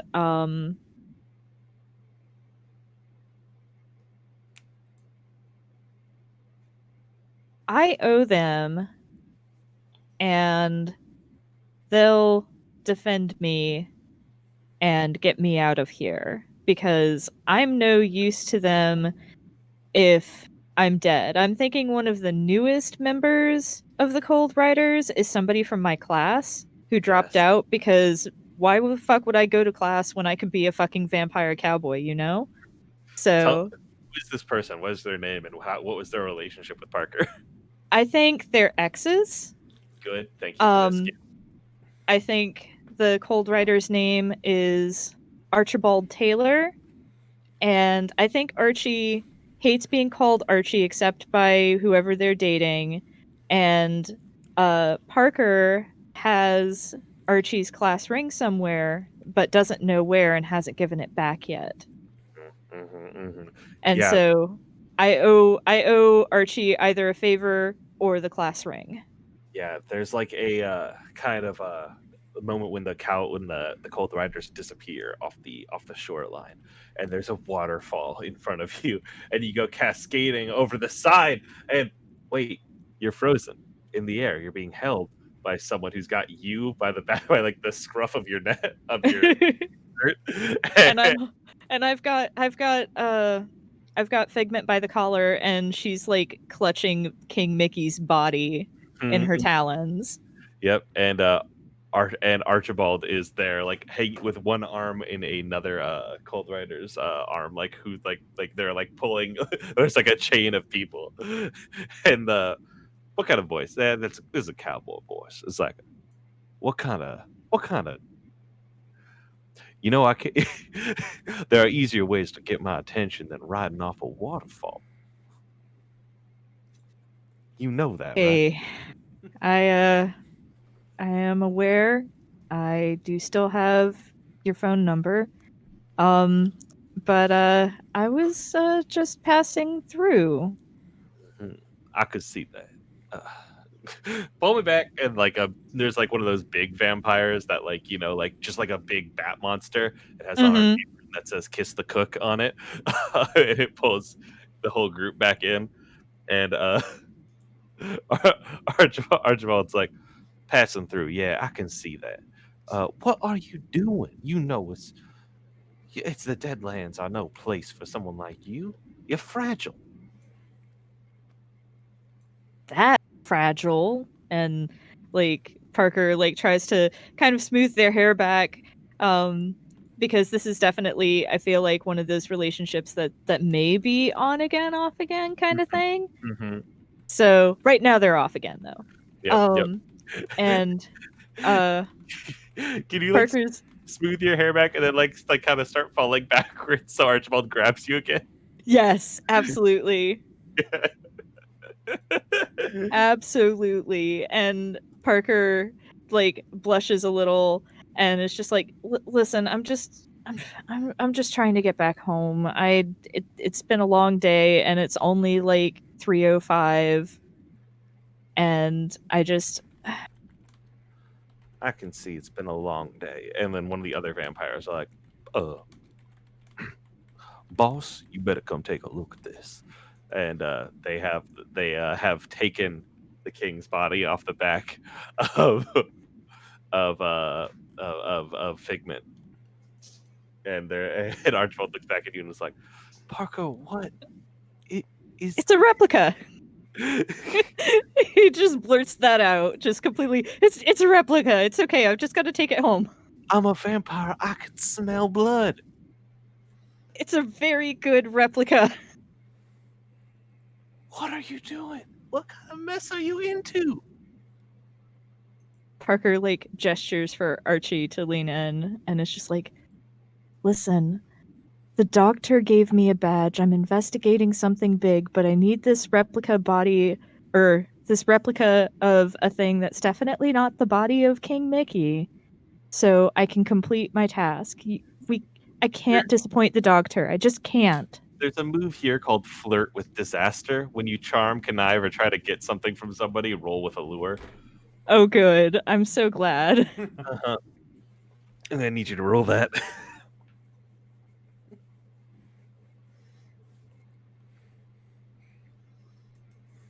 An 8 on a 7 to 9. You must pick one from each list. It's on page 11. Okay. So somewhere the stage manager is like, long ago I taught Parker the secrets of using people's carnal desires against them.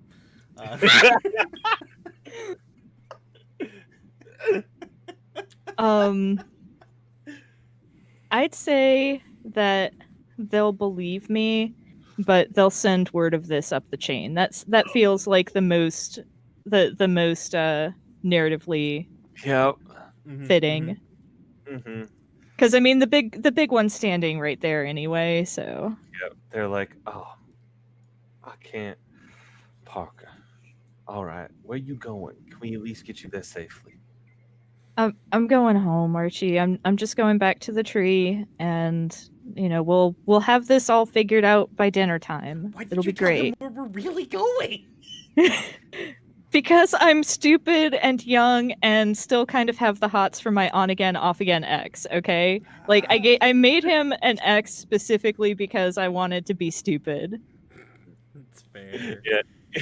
They're like, oh, honey. Yeah, we can get you there. Let's go. Hey, and they sigh and like call up call up their horse and shit and like get everything packed up, and they're gonna help get you safely to the immortal tree. But they tell like as they're leaving, one of the Cold Riders stays behind and just to kind of like go down and like try to fish the boats out of the water. um, and we kind of screen wipe to like later in that evening, where like we could see three people approaching the Cold Rider who was left behind, and see them in like talking to each other. Clearly, the three people there are asking what this Cold Rider something, and Cold Rider points down river, and they nod, and you see a shining blade get pulled out, a gun get raised, and then we sideswipe again. Stage manager, Hello. you are going through the rivers as well, kind of slowly coursing your way down. What do we think you're going to run into here? You're like your waters aren't nearly as turbulent, but you are starting to move through. You come by close to a city, another like settlement. There's like a bunch of people up on the area to the right of you. It's hitting to be kind of like later evening by the time you're coming through here. And like what do you do as you pass this town? I think what it is, it's as I'm sort of passing through, uh, it's like I'm kind of passing near this small town. It's like a small settlement, like an outpost, really. Mhm. Low buildings, kind of like a stucco design, a little bit more high tech than the other things that we've seen here. And I think as I'm coming down, like maybe like they've set up some kind of like not a dam because they don't want to stop up the water and flood the outpost, but like a gate with like basically like a gate in the water that they can lift and raise to stop travelers, right? Yeah, I've got a image that's coming up on screen Uh-huh. very shortly of where you are, which is the Port Orleans French Quarter Resort, um, where they have this is going to be a dam sticking across the middle. Good. I was going for a slightly different vibe, but I like that. I can get you a better vibe if this one does not fit. I was going for the outpost in Star Wars Land. Oh, Galaxy's Edge. Yeah. You're not by Galaxy's Edge though. That's Huh? fine. This is a game. It's not real. I can just fucking Oh no! eat. If this is more, I am more interested to see what kind of weirdos I find here. God bless you for enabling my dumb shit. No, it's fine. I almost Yeah. I almost stayed in the resort that was here one time with like it's I love very cool. French Quarter. French Quarter is a very good resort. Not a lot of kids. Not far from you get right on the river. Yeah, one Anyway. place you can buy booze. So there's this dam that's in the middle of the river that they can close and open and help kind of control traffic here. Mm-hmm. What there is they're kind of their own. There's like you can see like there's a flag waving, and the flag of the the king is at half mast, and there is a bigger flag that's like kind of flying over it that has the picture of the tree on it. And there's three people at the gates as they see they are going to see you coming unless you do something to hide yourself. Why would I hide myself? I'm the stage manager. That's, you're right. You're right. I'm also and much better at talking than I am at hiding. yeah, and they kind of wave their hands over, and something comes up, and there's two bright lights that kum shine down on you. The barrier closes like, and it's there's a voice that calls out, and it's now what are you doing over here? What brings you to this neck of the woods, stage manager? Can I see the person, or are they too? They're No, behind the lights. the lights are blocking. Okay, that's what I figured. I just wanted to make sure. Will, I've been out. I was as clearly you all have heard. Was a terrible incident at the castle, and I was called in as a special investigator. I imagine they wanted my annals of experience to look into the matter. And frankly, the king and I, we are beings that have been around for a long time, and it was nice to say goodbye a little bit, but I'm traveling back. I was going to stop in at the tree, see a few acquaintances. Now, I'm not a professional, but I thought the castle was the other way. It's upstream. Right, I've already been to the castle. That's what I'm saying. I've completed that mission. Oh, is that true? Here, let me come on down. Not strictly a lie. There's like a beep beep beep, and the lights kind of back up and then turn, and there's the sound of an engine as the lights drive away, and bigger spotlights turn on now. Dum, dum, dum. And a red car pulls up alongside, and somebody gets out of it. a man with blonde hair, and kind of in like a race suit gets out, and he's like, so you're going to the tree? You've come back from solving the murder of the king? Everything's all figured out? No, it's far from solved, but my part in it is at least done for now. Absolutely. Now I'm sure you know already, but there are individuals who are a little bit cross right now. That we've been told to lock things down. Haven't got much more information than that. I assume you already know this and have something that will tell me that you can keep on moving. Because nothing comes through Sheriff McQueen's territory without me knowing about it. Oh, come on, Lightning. You know me. I remember when you used to come to the daycare, and you would run around trying to race all the little kids. You broke all those cars. So many cars you broke, Lightning. I broke quite a few of them. But listen here, stage manager. These gates were told to be closed. So unless you got some mighty compelling reasoning, I'm afraid I can't let you around. How is it currently just Sheriff McQueen up there? It's Sheriff McQueen who's driven down to a dock to be a little bit closer to you, Okay. and there's two people still up on top of the bridge. So there's probably like some amount of water between like me and the dock.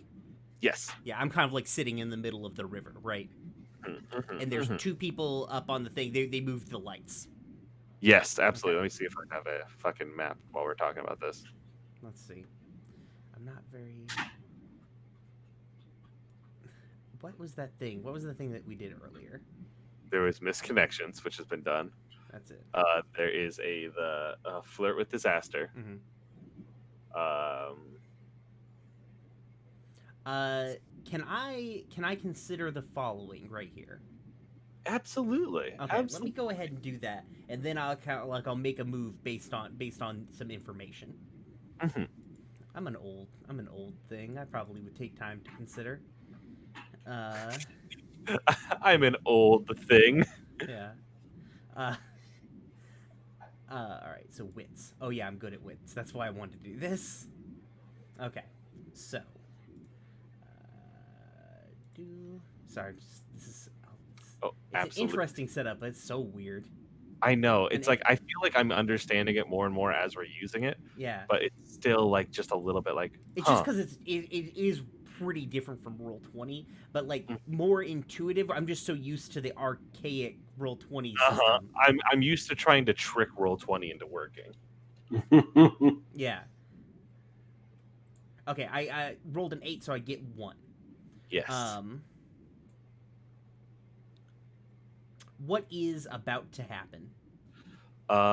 So they plan to keep the door closed, so they are either going to turn you away, but there's not like an immediate threat of violence here, right? Mhm. They don't seem like they want to fight necessarily. Okay. Here's what I'm gonna do. Is flirt with disaster the most like kind of negotiate with somebody? That is the negotiate with somebody one. So here's what I'm gonna do. I think what Kern says is like, Lightning, you know as well as I do, things don't seem right today. I know. I need to get to that tree. I need to meet with my colleagues. I want this kingdom to be as strong tomorrow as it was yesterday. So I need to pass through, Lightning. Feel free to roll whatever, but Lightning's like, Mr. Manager, not everybody wants this kingdom to be as strong today as it was yesterday. Oh, I was gonna follow that. I was gonna follow that impassioned plea with a roll. Yes, Yeah. Absolutely. I just usually like set up my action before I do the roll. Absolutely, that makes sense. Boom, Yeah, baby. I guess he's like, actually, fuck what I just said. That's a 12, everybody. hit me. You. That means you get to pick one and no butt. Okay, let me get the book pulled up back up here. So they'll do it. They'll tell that's you the white one, like in the white column, right? Yeah. Okay.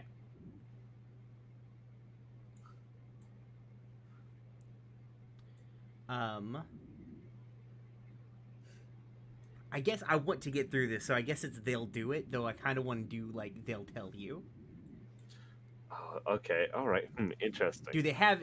Which one is better? Like, does it seem like... They seem like they're not necessarily in the know. They're just, like, cogs in the thing, right? Yeah, they are like Sheriff McQueen. I want them... You know what? Never mind. We'll meet the... I feel like this is the middle point. They believe me. Yeah, they're like, I don't seem... You don't seem like you're up to no good, but listen here, Mr. Manager. Maybe sometimes you should start thinking about being up to a little bit more no good. I think all of us could handle a little bit of mischief now and then. You understand what I'm saying? I understand, Lightning, but I can't let this fall for people. Like, this is too... This place, this kingdom, the things, the communities that we've built, they're far too important to let fall because of the whims of others, because of the petty desires and for power or whatever's going on here. I won't let that happen. Not as long as I still move. And can I tell you something? Yes. Sometimes it's not... There are ways that places can exist still without something like watching over everything. You understand what I'm saying? Sometimes individual communities know better. You do your thing. And Mr. McQueen sheaths his gun, gets back into his car. The bright eyes light up on the window. The camera pans around. We see the stage manager slowly take their hand off of the Dr. Teeth blaster. Jesus Christ! The gates open and sail through. I don't know how I've turned this Kermit robot into like a fucking lone samurai. A lone samurai and a royalist? I don't. The thing is, he doesn't believe in He believes in the combined. He thinks that somebody's trying to break this thing up to cause chaos to seize power. Like he doesn't give an actual, like, they don't actually give a fuck about King Mickey. Like they said, they don't care that King Mickey is dead. They care about everybody staying together. Absolutely. It doesn't matter who sits on the throne, as long, or it doesn't matter if there is a throne, as long as the community as a whole. Absolutely. Yeah. Zach, you reached the Discovery Cove or not Discovery Cove, the Eternal Tree, long before everyone else. What's good? Where do you show up first? Where do you go first? Your team isn't here yet. It's for you. It's still like mid-afternoon. Yeah, I mean, the unfortunate thing about me going last is that the thing Booster wants to do is go back and find the people he lost. Oh, if Booster shows up to a place and the people that he decides are his job to keep safe are not there, the thing he does is go and find them and make sure they're safe. Even if the stage manager's last words before everyone got separated was, "Everyone meet at the Eternal Tree." Yeah, we can all meet as soon as I know that everyone's coming. I mean, like, you know. Mm-hmm. So what I'm doing, I'm not doing like ranging out into the Deadlands, but I am like looking for them. Is there some kind of like a watchtower or or maybe you can like the lights of Gondor, like maybe there's some big thing you can signal us from and then we can signal you back from. Oh, you do a fucking you can see as y'all as Parker and the stage manager approaching the Eternal Tree from a distance. It has come to that time of the evening when the fireworks show goes off, and you can see it. It happens in every nation at the same time every evening, and there's just fireworks shooting up into the sky. But there's one that seems a little bit different. The one that like they go off every night like constellations. You know the pattern of them, but one of these doesn't fit. And that is because it is kind of like a red and gold Space Ranger symbol coming from the Eternal Tree, and it's a flare. It's a safety flare to like check in. Right, the boats must have them. Yeah, they do. The boats both have them too, so you can launch them up as well. It's like phew phew phew, and like a fucking Booster, you can see those 2 safety flares go up. 3. Sorry, the dinosaur also has one. And like you know that they are safe and on their way. Okay. With that out of the way,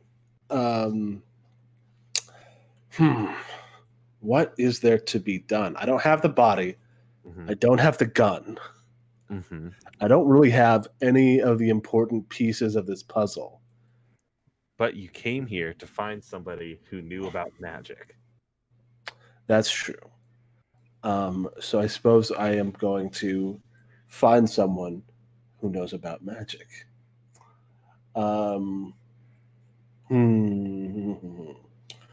This is maybe a misconnection. Ooh, yeah. That may, or no, you know what it is.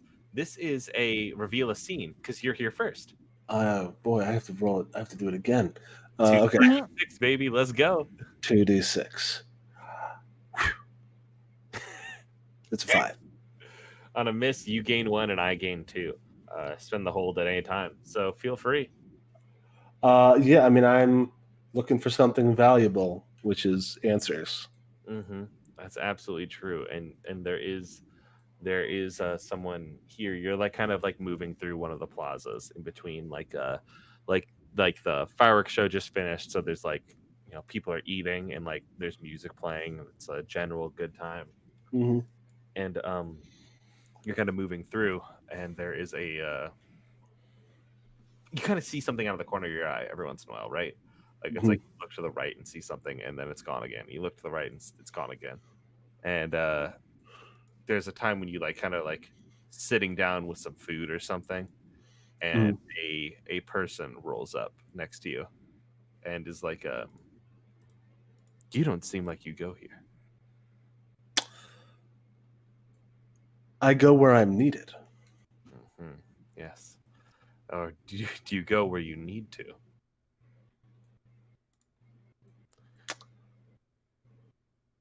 I need to help people. Okay, we're just gonna talk in circles then. And she takes down her hood. It's a woman with her backwards red hat, and she like stares at you, and it's just like, you, don't answer. If you answer me in a riddle, I'm going to shoot you. You look like you are looking for something or someone. Yes, that's true. You are someone, but I don't know if you're the person I'm looking for. She takes a second to decide if that's a riddle or not. Not a riddle, just a statement. You're right. You made it out. It's not a riddle. It ends in a period, not a question mark. You've been really. You would not have been long for this world. My name is Rivers, and she like reaches out to shake your hand. She's like, I've been told by a mutual friend of ours to come to meet you here. Which friend is that? She's real good at helping medicine go down. All right. Rivers, Booster Valiant, Space Ranger. I'm Rivers Rosa, baseball player. Oh, congratulations.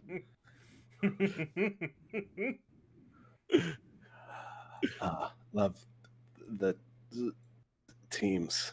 It's okay. You don't need to talk about it. I know about magic, and I know that's what you're here for. Yes. There's a bit of a. Unfortunately, I don't have any of the important. I have information, but I don't have any of the important evidence that needs to be inspected. You do actually, because you have the gun, don't you? Kermit spat it back up and gave it to you, right? No, Kermit gave it to Parker. Yeah, Parker has literally all of the evidence, but I mean, we can retcon it because, like, there's no reason why Parker would have held on to it. Yeah, I needed to not hold it. Yeah, Maybe Parker threw it to me as we got split up. Yep. Cool. Booster is going to step into like an alcove. Under one of the branches of the big tree. Yeah. One of the places where cast members would go to have a smoke. Mm-hmm. And he pulls the gun out from his bag, and he says, "I need to find out who made this and how it found its way into the king's chambers." This is in the king's chambers. She like flips it around and like looks at it. Did something strange to the stage manager. She's like, so, you know, fiction, right? The concept of it. Yes. Things that have you ever heard the phrase movie magic? Yes. So it's said that there can be sometimes something that will make you believe that something is real when it actually isn't. This gun here does quite the opposite.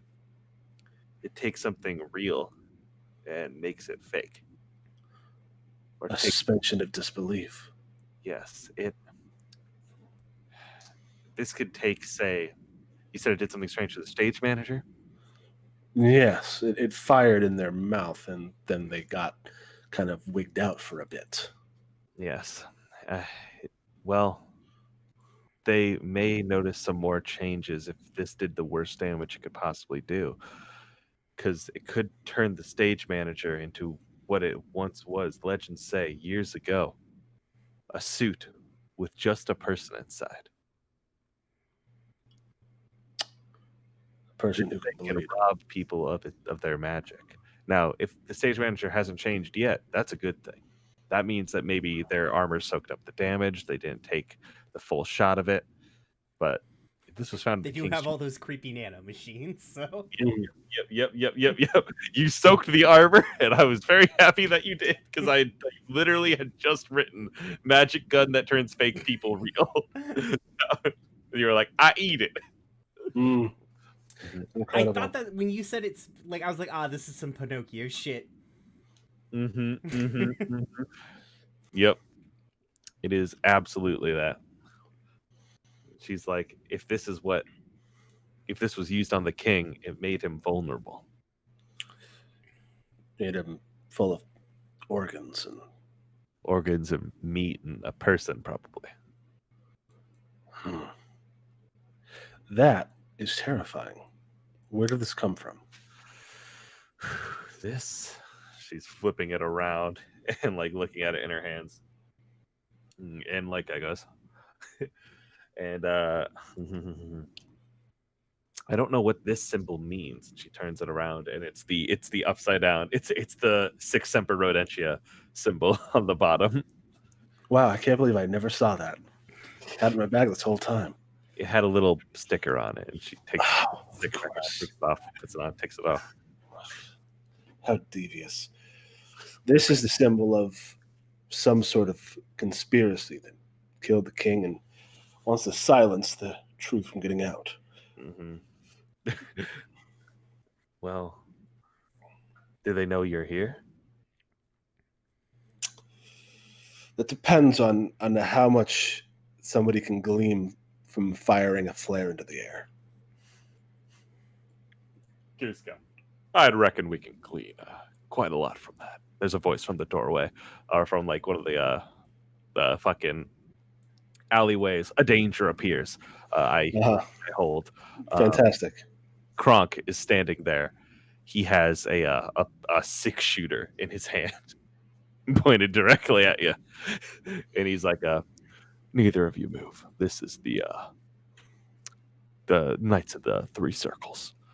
I've got my other 2 friends hunting down your friends right now. You're not gonna put a stop to our plans."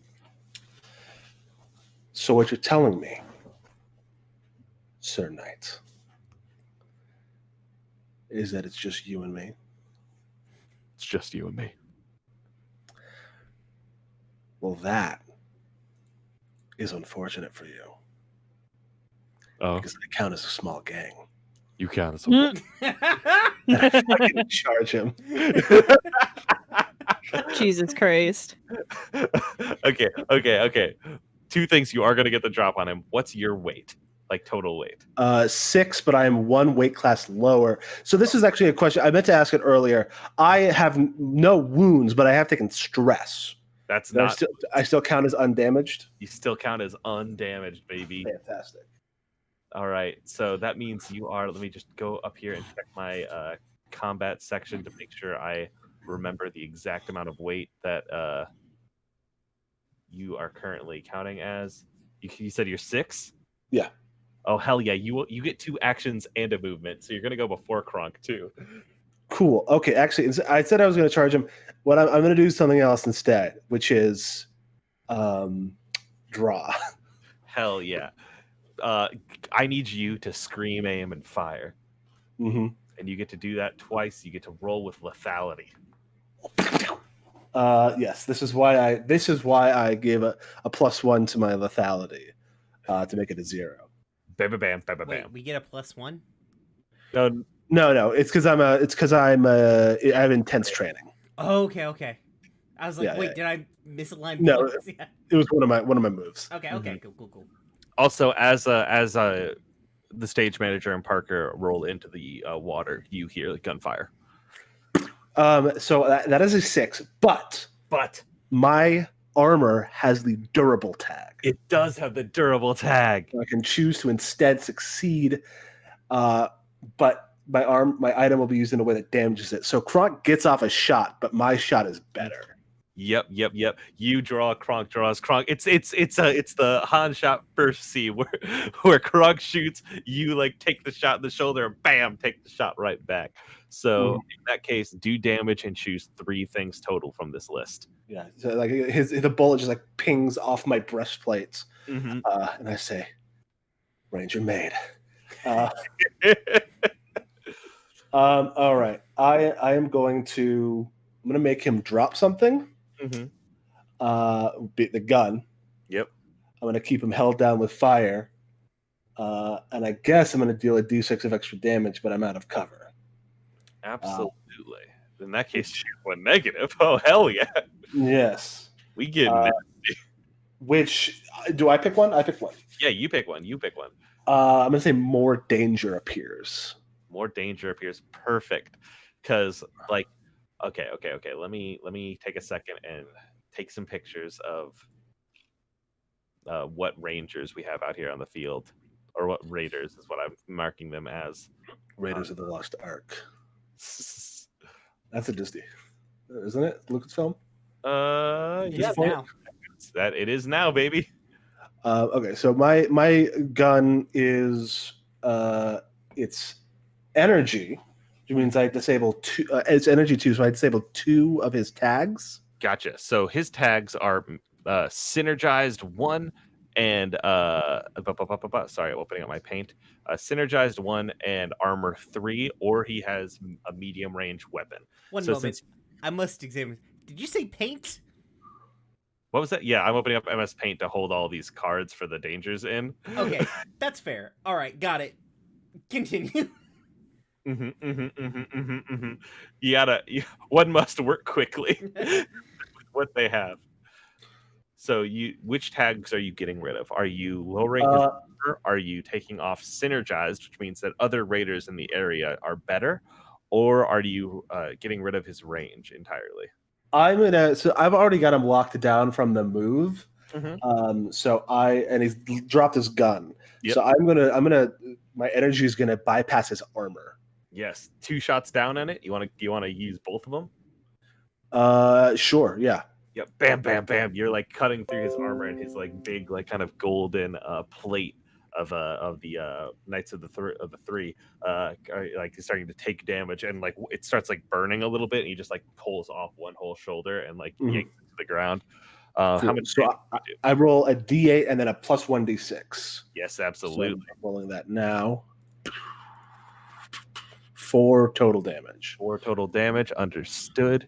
So he's going to take, I think, 3. He's soaking only 1 because you have taken off a huge chunk of his armor. Blam blam. So that was 1 action. Is that the case? Is that the truth? 1 action. You get another action. You count as a light. Right. So what do I want to do about that?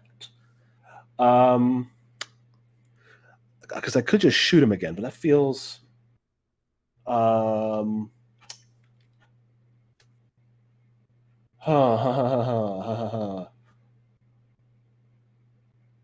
what should I do? I guess I'll just shoot him again. Because I don't know what else. Okay, what I'm going to do is I'm going to turn to Rosa. You say? Yep. And I'm going to say, find the others, and I'll hold him off. She's like, don't gotta tell me twice, and like leaps the edge. She like pulls out her bat that she has over her shoulder, and she gets like the Sans blue eye. Sorry, this is a baseball joke for just me. But I'm marking down everyone's total weight is 6 for you, Booster, 4 for the stage manager, and 3 for Dora. Correct? For Parker. For Parker, yes. Yeah, Parker. You said Dora, and I've gotten to the point where I like forget that is a name people call me sometimes. Sorry. You needed my weight. Yes. That is 3. 3. Gotcha. So next up. So wait. Because I told her to get away, but I didn't roll a move, and I think what I am doing is finishing the fight. Yo, please roll me finish the fight, and can you just read it for me quickly as well? When you are backed into the corner and the options are fight or die, roll with survivability. On a 7 to 9, you and the GM both gain 2 hold. On a 10 plus, you gain 2 and the GM gains 1. On a miss, you gain 1 and the GM 10 2, and then you spend it to invoke some stuff. So, because I wanted to roll survivability instead of lethality again. Absolutely. So then hit me with that's a 7. That's a 7. That So we means both gain 2 hold. yes. And for me, I'm going to take mine first. Mhm. And I'm going to say danger comes from an unexpected angle. We are at the river. The stage manager and Parker are both coming in on their boats, and there is a glint from one of the buildings nearby, and a shot rings out, and it's a sniper shot that has gone off. And I am going to roll quickly for Donald shooting at the stage manager. No. No. Donald's sniper rifle is locked and loaded. And he- Wait, can I spend a hold? yes.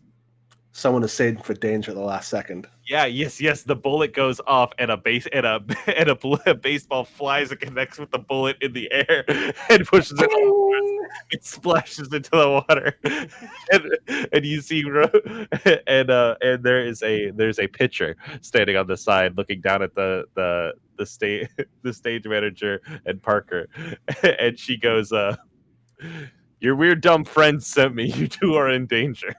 That seems evident now. I appreciate your help. Parker, would you go with the nice lady? I seem to have some business to attend to. Rivers like flips her bat around and holds it like handle side down for you so she can pull you up.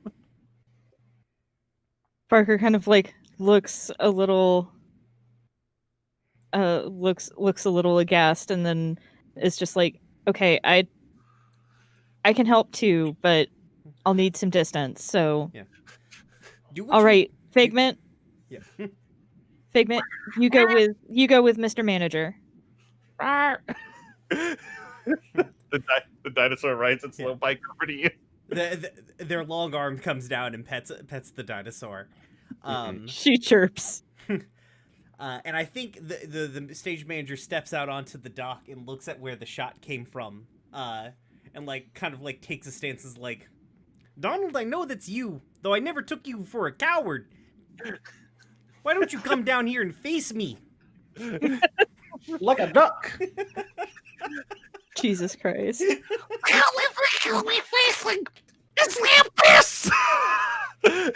I have no idea what you just said. The only thing you'll be facing is the abyss. I faced it before. he loads his fucking gun again. You have next step on initiative. Okay. Stage manager. You can't quite make him out. He's hidden in the trees. Okay. Let's. Here's a thing that I know I can definitely do. I have good stats in this. Okay. All right. So he's hidden in the trees, right? Yeah. Somewhere in like in your surroundings, he's up somewhere taking shots downwards at you.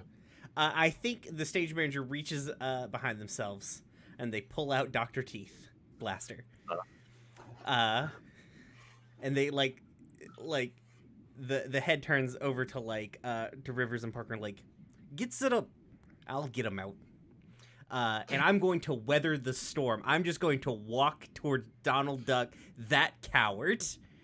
I will make him fight. Oh my god. Standing. Roll with heart. I'm going to put him on the field as well because I just downloaded a token for him. He's over here. Y'all are over here.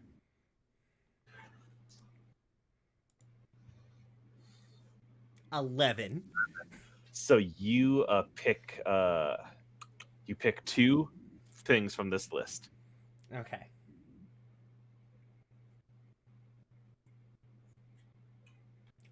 I'm going to actually I'm going to ask a question about this scene, and I'm going to get the drop on something that was hidden. Yes. So hit me. Yeah, first ask a question about the scene. Where the fuck is Goofy?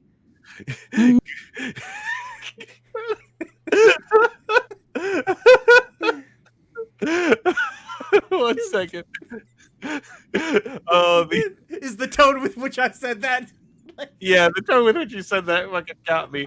You can see Goofy's on top of a building. He's got like a a glowing sword in one hand, like a buster sword. He's on a roof, like starting to try to run across rooftops to get over to where Parker and Rosa is. Yeah, I think I'm gonna shout heads up to Parker about that. Mhm. And then and I think this is like, so Donald is in the bushes. If you don't mind me taking a little, like, taking the reins a little bit, right? Oh, absolutely. Yeah. The thesis of this game is you, the player, should be taking the reins as much as I am. Yeah. So Donald is like looking down the scope. Mhm. And I think maybe he rips off like at least one shot, because a sniper, you can't like rapid fire it off, right? Yeah, it's like pow. It's a bolt action. So Bolt it's pow. Yeah. So he shoots me, and like as the bullet gets close to me, we see like my like all of the Bunsen's and the beakers. They reach out and they grab like it like reaches out and grabs the bullet and like pulls it back into me. What? And I Oh my think God. like Donald pulls back like for a second, like then goes back to the scope, and I'm not there. And then the camera pulls back out, and I'm behind Donald Duck. Just this 8-foot tall cybernetic Kermit the Frog. It's like, I told you to face me, coward. Nothing personal, kid. Oh my God. So you have closed the distance. You can't attack. No. You are here on top of him now. Mhm. And he is panicking. Next up is Kronk, back at the fight. Kronk is able to get a shot off now. He loads up his gun. No, he dropped his gun. So he's like, yeah, Goose Cow. Unfortunately for you, the only guns I need are Mr. Right and Mrs. Left. And Sweet that they're married. they're not married. No, Goose Cow. They're not married. It's pretty rude of you to assume. And he swings in for a clothesline on you. Oh boy. And his fuck, I'm sorry, I'm giggling. I got No, myself. this is the game. This is we're back to interstitial somehow. Mhm. We're fighting Disney characters. Fuck, 6 damage. 6 damage. He comes in and is gonna like clothesline you and just like hit you square in the fucking chin. What are you gonna do about it? I am going. One is just take the damage and have your soak eat it up. And the second is roll Be My Shield, which has the potential to block all damage or none of the damage. I do love a gamble. So I'm gonna roll. I'm gonna be my shield. I got a +1 survivability and a better chance of succeeding than failing. He swings. I move. I go low. Mm-hmm. Roll. That's a 7. I still take the. It still soaks the damage, right? Yep, it still sucks the damage. He deals the 3 to you. Actually, I spend 1 more point of durable. Mhm. What's the spaceship arm? Do you have a visor on your helmet? Sure, yeah. Can it like have like at this point like you take the hit and like move back, but like you are undamaged because you durabled it up, but your visor has like shattered now, so we can like get a full view of your face underneath it. Fucking pull the helmet off and spike it like a football. Jesus. Oh, Colton just donated for some more danger. Thank you, buddy.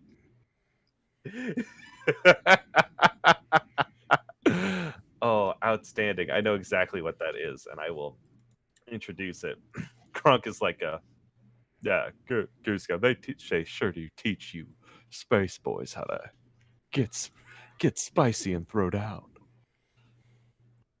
I'm always here to help. It sounds like the help you need is some sense being knocked into you. Well, come over here and teach me, tough guy. Hot. Kronk goes, you want to kiss me so bad it makes you look stupid.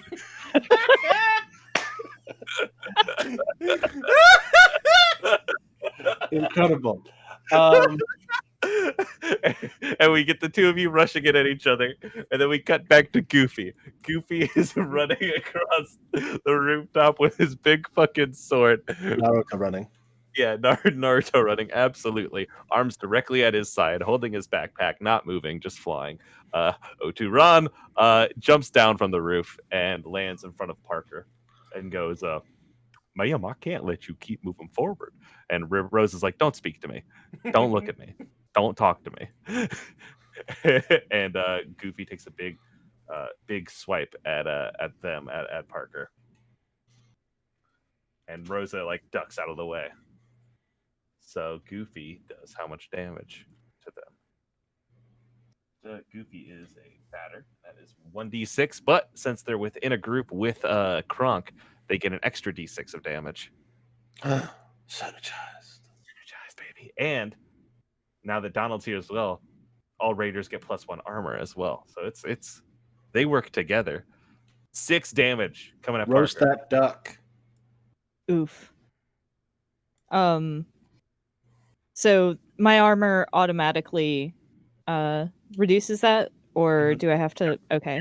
Your armor will automatically reduce that, but if you want to get nasty, you want to roll, you can make it a chance thing to potentially block all the damage. I haven't taken any damage yet, so I'm just gonna go ahead and roll with it for now, and like I'm gonna be a little bloodied. Hell yeah. Like But yeah, I've got like rakish battle damage now. Yeah, that's from Goofy's big glowing sword. And he holds it over his shoulder like Cloud. Oh my god. Cut back to Donald. You have close distance with him, stage manager, and Donald is like, "What's that? Coming directly at me!" And pulls out a sidearm and is going to take 2 quick shots, blam blam blam, from his that was pistol. 3. Donald's cheating. Donald's cheating out here, that motherfucker. Is going to do 6 damage again. Wow. Just consistent out here. I soak 2 of that, right? Yes, Okay. you do. Sorry, I'm looking up my armor one more time here. Also, I've got aggro 2. So that means I pull aggro from NPCs. Yes. So yeah, I think I take the 2. So what do I do when I get hurt? When you get hurt, you can either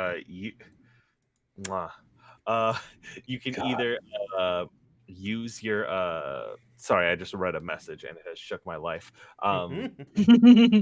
You can when you get hurt, you either just soak the damage, lower your wounds, or you can roll Be My Shield and potentially block all of it or block none of it.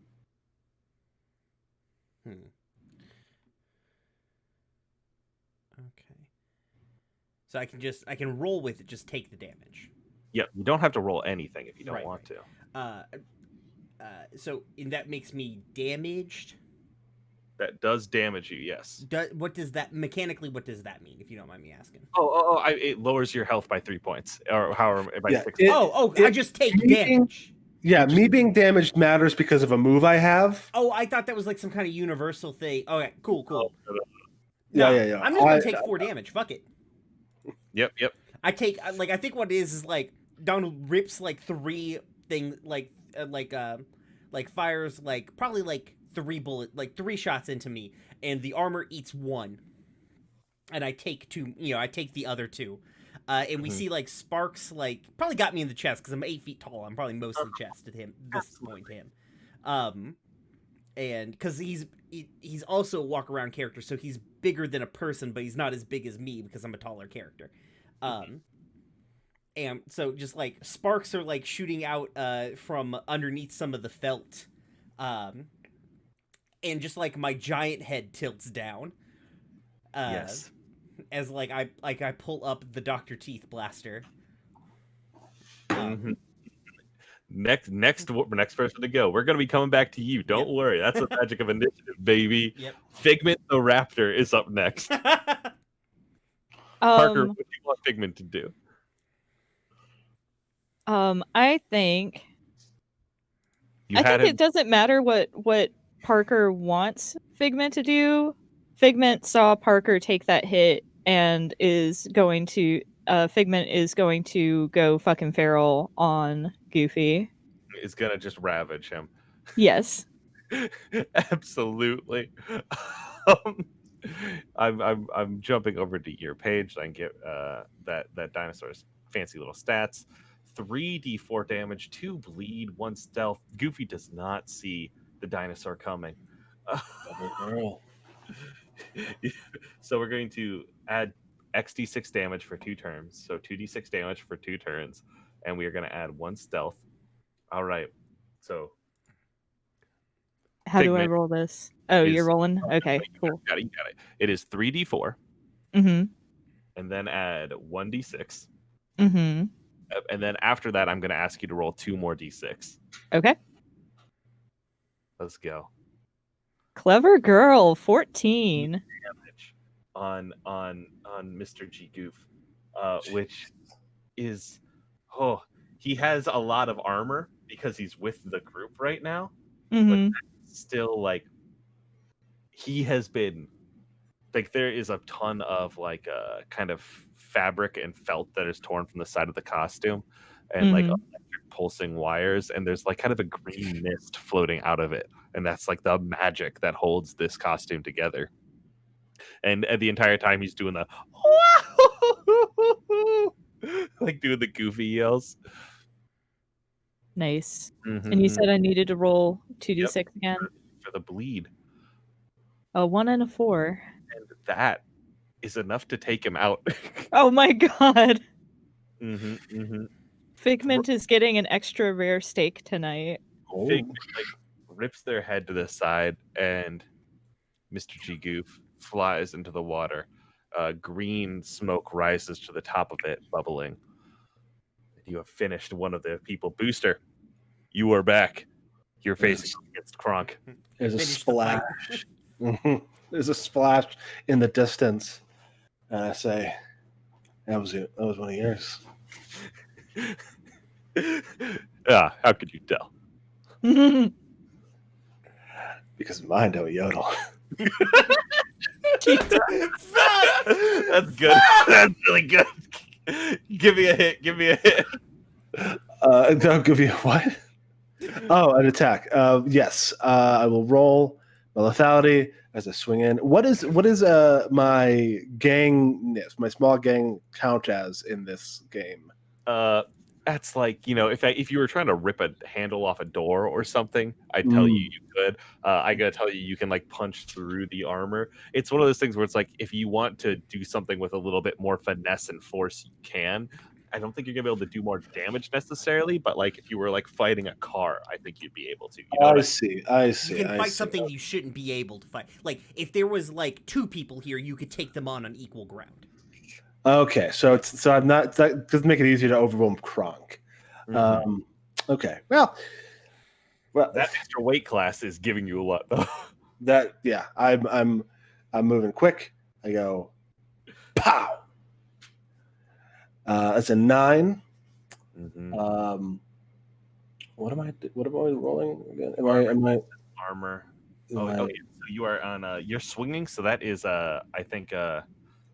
What the fuck? It's not scream, aim, and fire. It's the other one. It's swing for the fences. Can I swing for the fences with my blaster? Yes, absolutely. Flip that thing around and blaster whip that man. Just melee fighting instead of I'm doing CQC. I'm using CQC with my pistol. Absolutely. Pick the 2. Okay.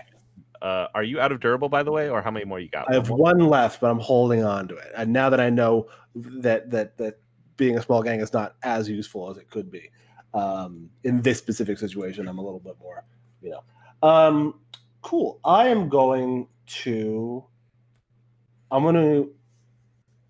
how to get the upper hand. And I'm going to say that do I get to pick 2? Yeah. I get to pick the negative. He will survive somehow and remember me. Oh, interesting. As like he swings for me, I sweep the leg and put my ankle high. An ankle high, like just below my knees, white leather boot on his chest. Mhm. And I say, "You backed a horse today, Kronk. Now the race is going to run. And I don't think you're going to like the results." Kronk's like, Drewski, but do you know where that highway leads, Booster?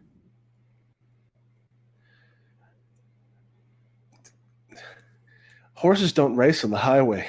Directly to hell. he like reaches up to grab your boot, and there's like the ground begins to crack under him, and you hear Hades' voice. Oh no. From the James Woods? I thought you died. Nothing can kill me. I'm out of here. I'm just doing my thing, you know? I'm not dead yet. Stage manager. A burst don't I get 2 actions and actions? You do get 2 actions. Yeah, so I've got the upper hand. And I look down at him and I say, "Remember this." And then I'm going to run to help the stage manager. He is holding onto your foot. You're going to need to get out of his. Okay. What's the get out of his hold move? Could be a weather the storm because he's like holding you down. That could I be I can weather the storm. Yeah.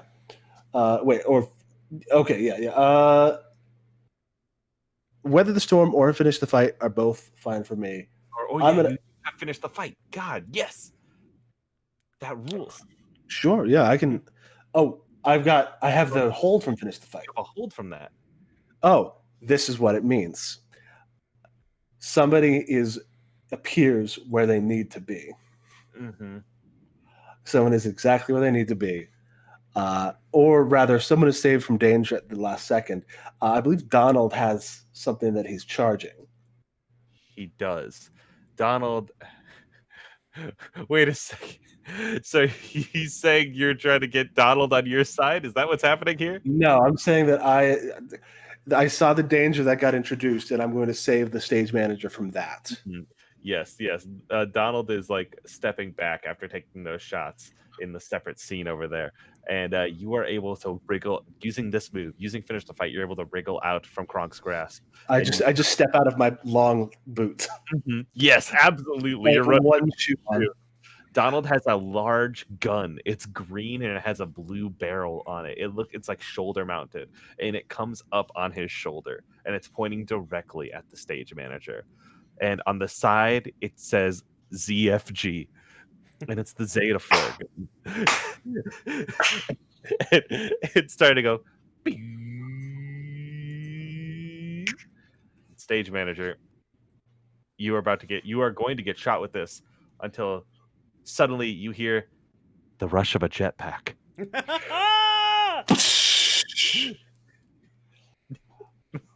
And the stage manager gets fucking speared. Mm-hmm. I say, "Hey, Duck, can you swim?" I'm going to spear him into the lake. Mm-hmm. And you do, and the beam goes upwards, and like you get that like bubble of water, like a blast that shoots straight up into the sky. Like, and it pierces the clouds and like lights up the area for a moment. So Donald is now in the lake, right? Donald is in the lake. I think, and I guess also Booster is in the lake. Hi. Yes. So I'm gonna walk over. I'm next, right? Mm-hmm. Okay. I just wanted to make sure before I like jump turn order. I think like walking over, like we hear this like zzz, poof, zzz, poof, as like the stage manager quietly moves through the scene. Like all the music has stepped out. Donald is finally starting to surface again, and like this long green hand comes and like grabs him and pulls him up. And is going to be like, "Tell me why you.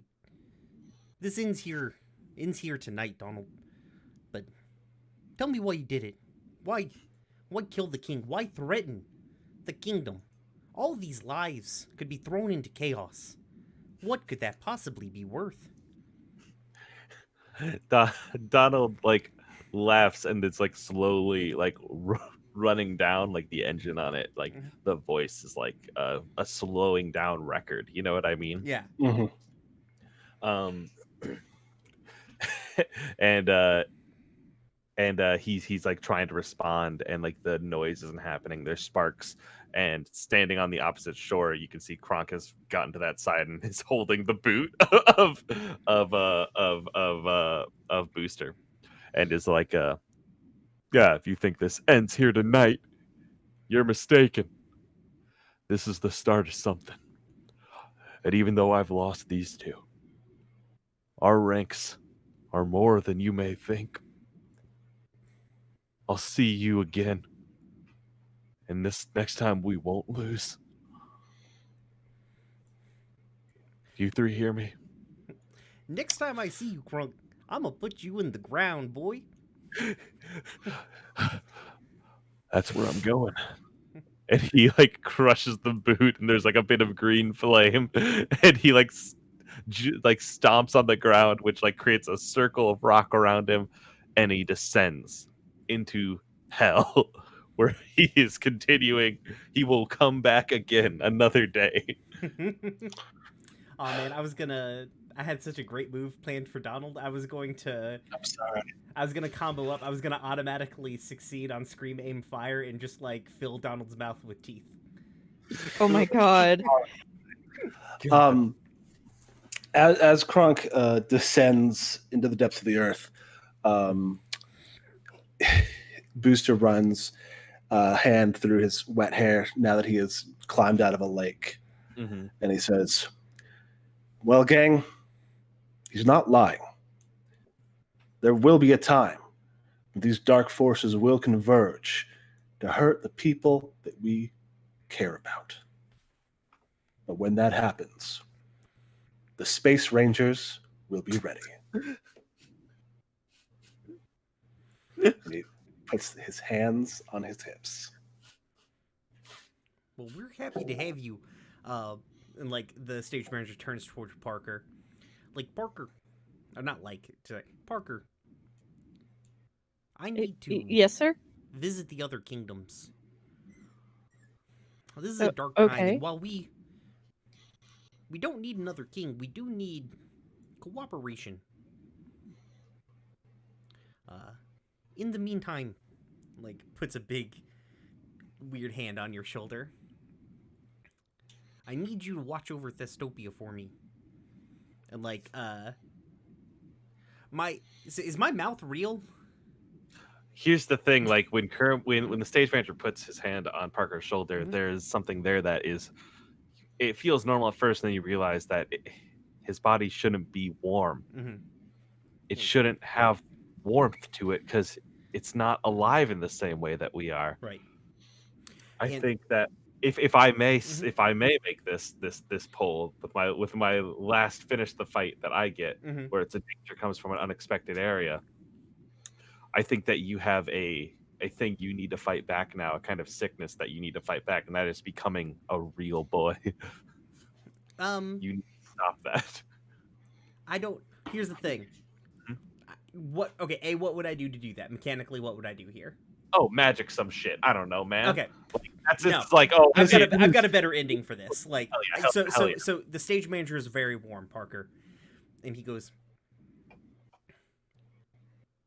I've always tried to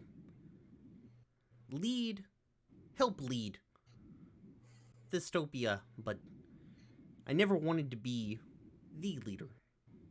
I always wanted them to be able to eventually move beyond me. And unfortunately, I think that time is coming. And before I can't do this, I have something to give you, Parker. And you see the stage manager, like, where the kind of sparks are coming out, they're starting to, like, slow down. And, like, before he can't do this anymore, before he becomes real all the way through, he pushes his hand into his chest. And he pulls out this thing, and it looks like a spiral bound notebook, but when you open it up, it's like a touch screen on the inside. Like, this contains all of the knowledge that I have gathered over my many, many years.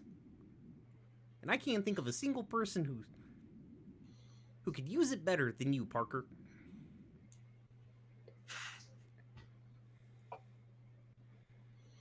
I don't know. I haven't even finished Civics 101. You've got a good head on your shoulders, kid. Also, And a good heart in here. Yeah, you've got heart, and that's what the most important thing. I mean, a broad education is good too. Like, you can't just have only heart. You do still need to study. I cannot stress that enough. They But- don't need heart. They have a dinosaur. Rosa's still here. It's true. That is also a very important part of the equation. But I trust you. I trust you to lead. Lead them beyond me, Parker. And I think the stage manager is going to, unless somebody stops them, they're going to, like, slowly walk off. They're like, I will find these malcontents. And when I do, I will give you word. But I will fight them until I can no longer. As the stage manager begins to walk off, Booster puts a hand on their shoulder and says, if you're flesh and blood now, and you want to make the most out of this last life, you'll need someone who can stitch you back together.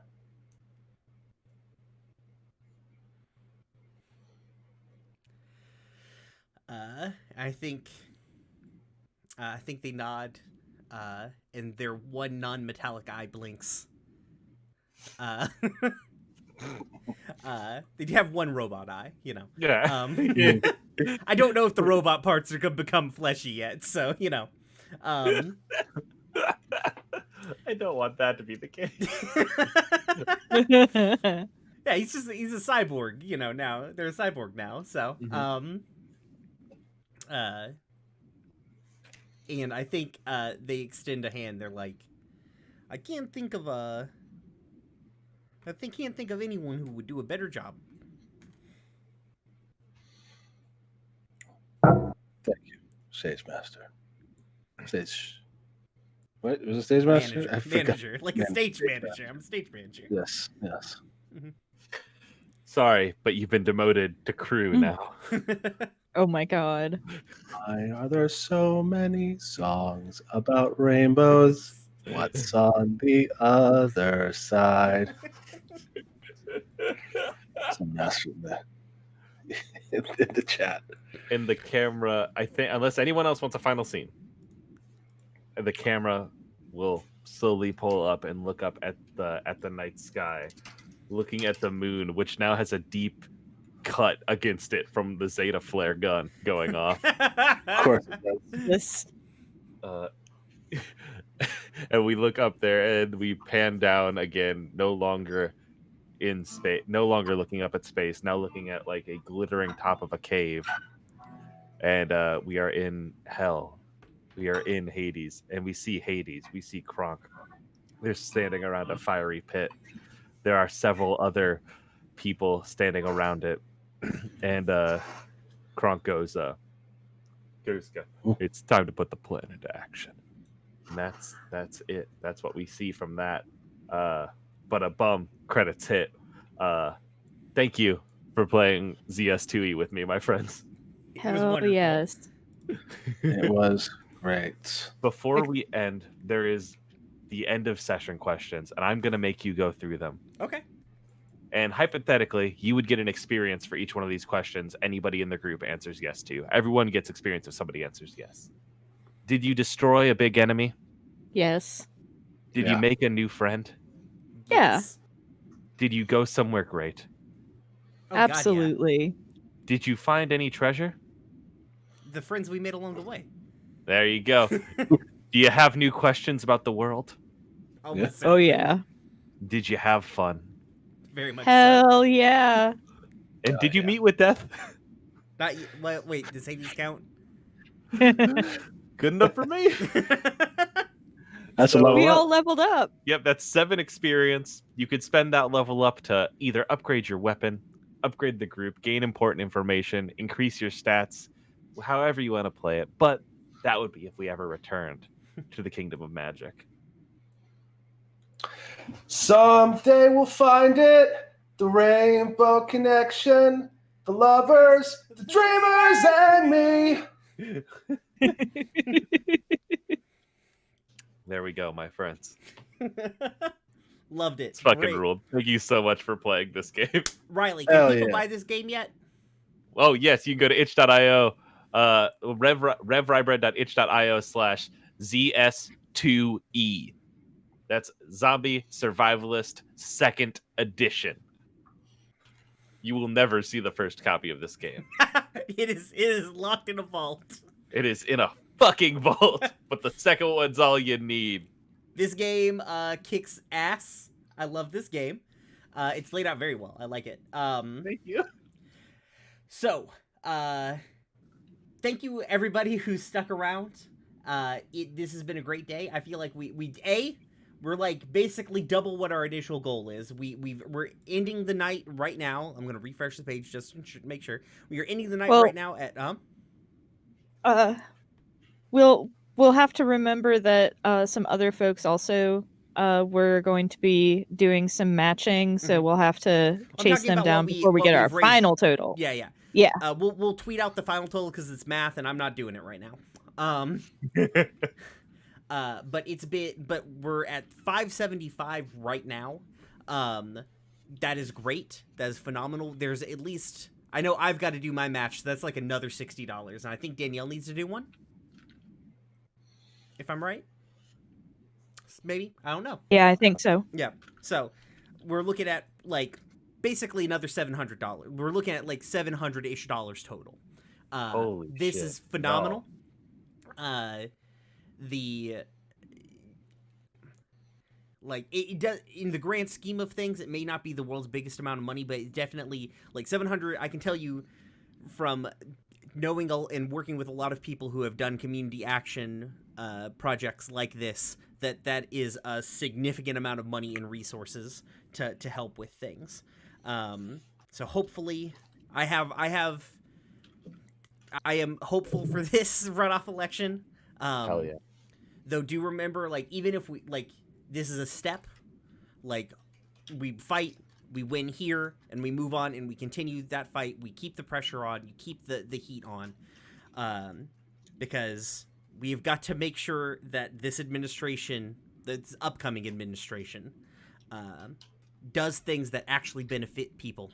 So continue being loud, continue doing the work, continue being parts of your community. But tonight, you did a significant amount of work and a significant amount of good to put into the world. So good job, basically everybody.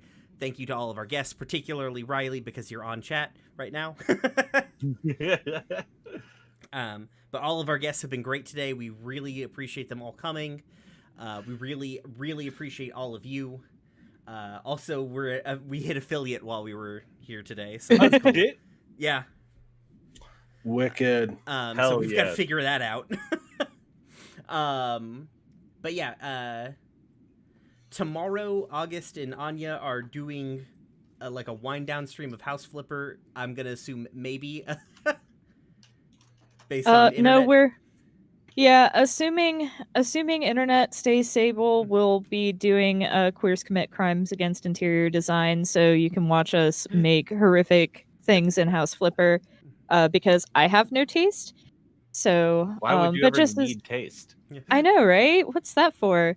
On Monday on this same channel, August and I are going to be finishing up our playthrough of the BioShock series, The Only Way We Know How, by playing Kubrick and fixing it. Hell yeah. Yes. We're going to be Kubricking BioShock 2, the worst BioShock. Don't let anyone tell you that's a diamond in the rough. That game fucking sucks. Absolutely. So come stop by and check us out on that. Last time we did Metal Gear Solid 5, and it was a fucking banger. So this should be great. So check us out. Keep abreast of things. We'll probably be doing another live stream, like something probably not exactly this, but something coming up soon. So just keep your eyes out. Check out our Twitter. It's at Stones_standing. August, where can people find you? People can find me on Twitter at Harpydora, on my other podcasts, FTL Cast on Twitter, DKPH Pod on Twitter, Gay Space Pod on Twitter, and Equestria Gays on Twitter. Zach, where can they find you? You can find me on Twitter at obfuscatinggod. You can find the music I do at iambugbear.bandcamp.com. Oh, also I forgot to mention that Ashlyn Revelry's cool. In chat is going to be joining us for the BioShock Huber King, so that should be good time. They've been with us through all of BioShock. They've earned it. I'm Brian. You can find me at Roomware Pod. You can find me over on the Room Where It Happened, doing what we do. We're about to kind of kick into the second half of the season. It should be fun. I'm tired. Let's sign it off tonight, y'all. See you guys later, I guess. Later. Peace. Yeah. Goodbye. Bye. Oh boy.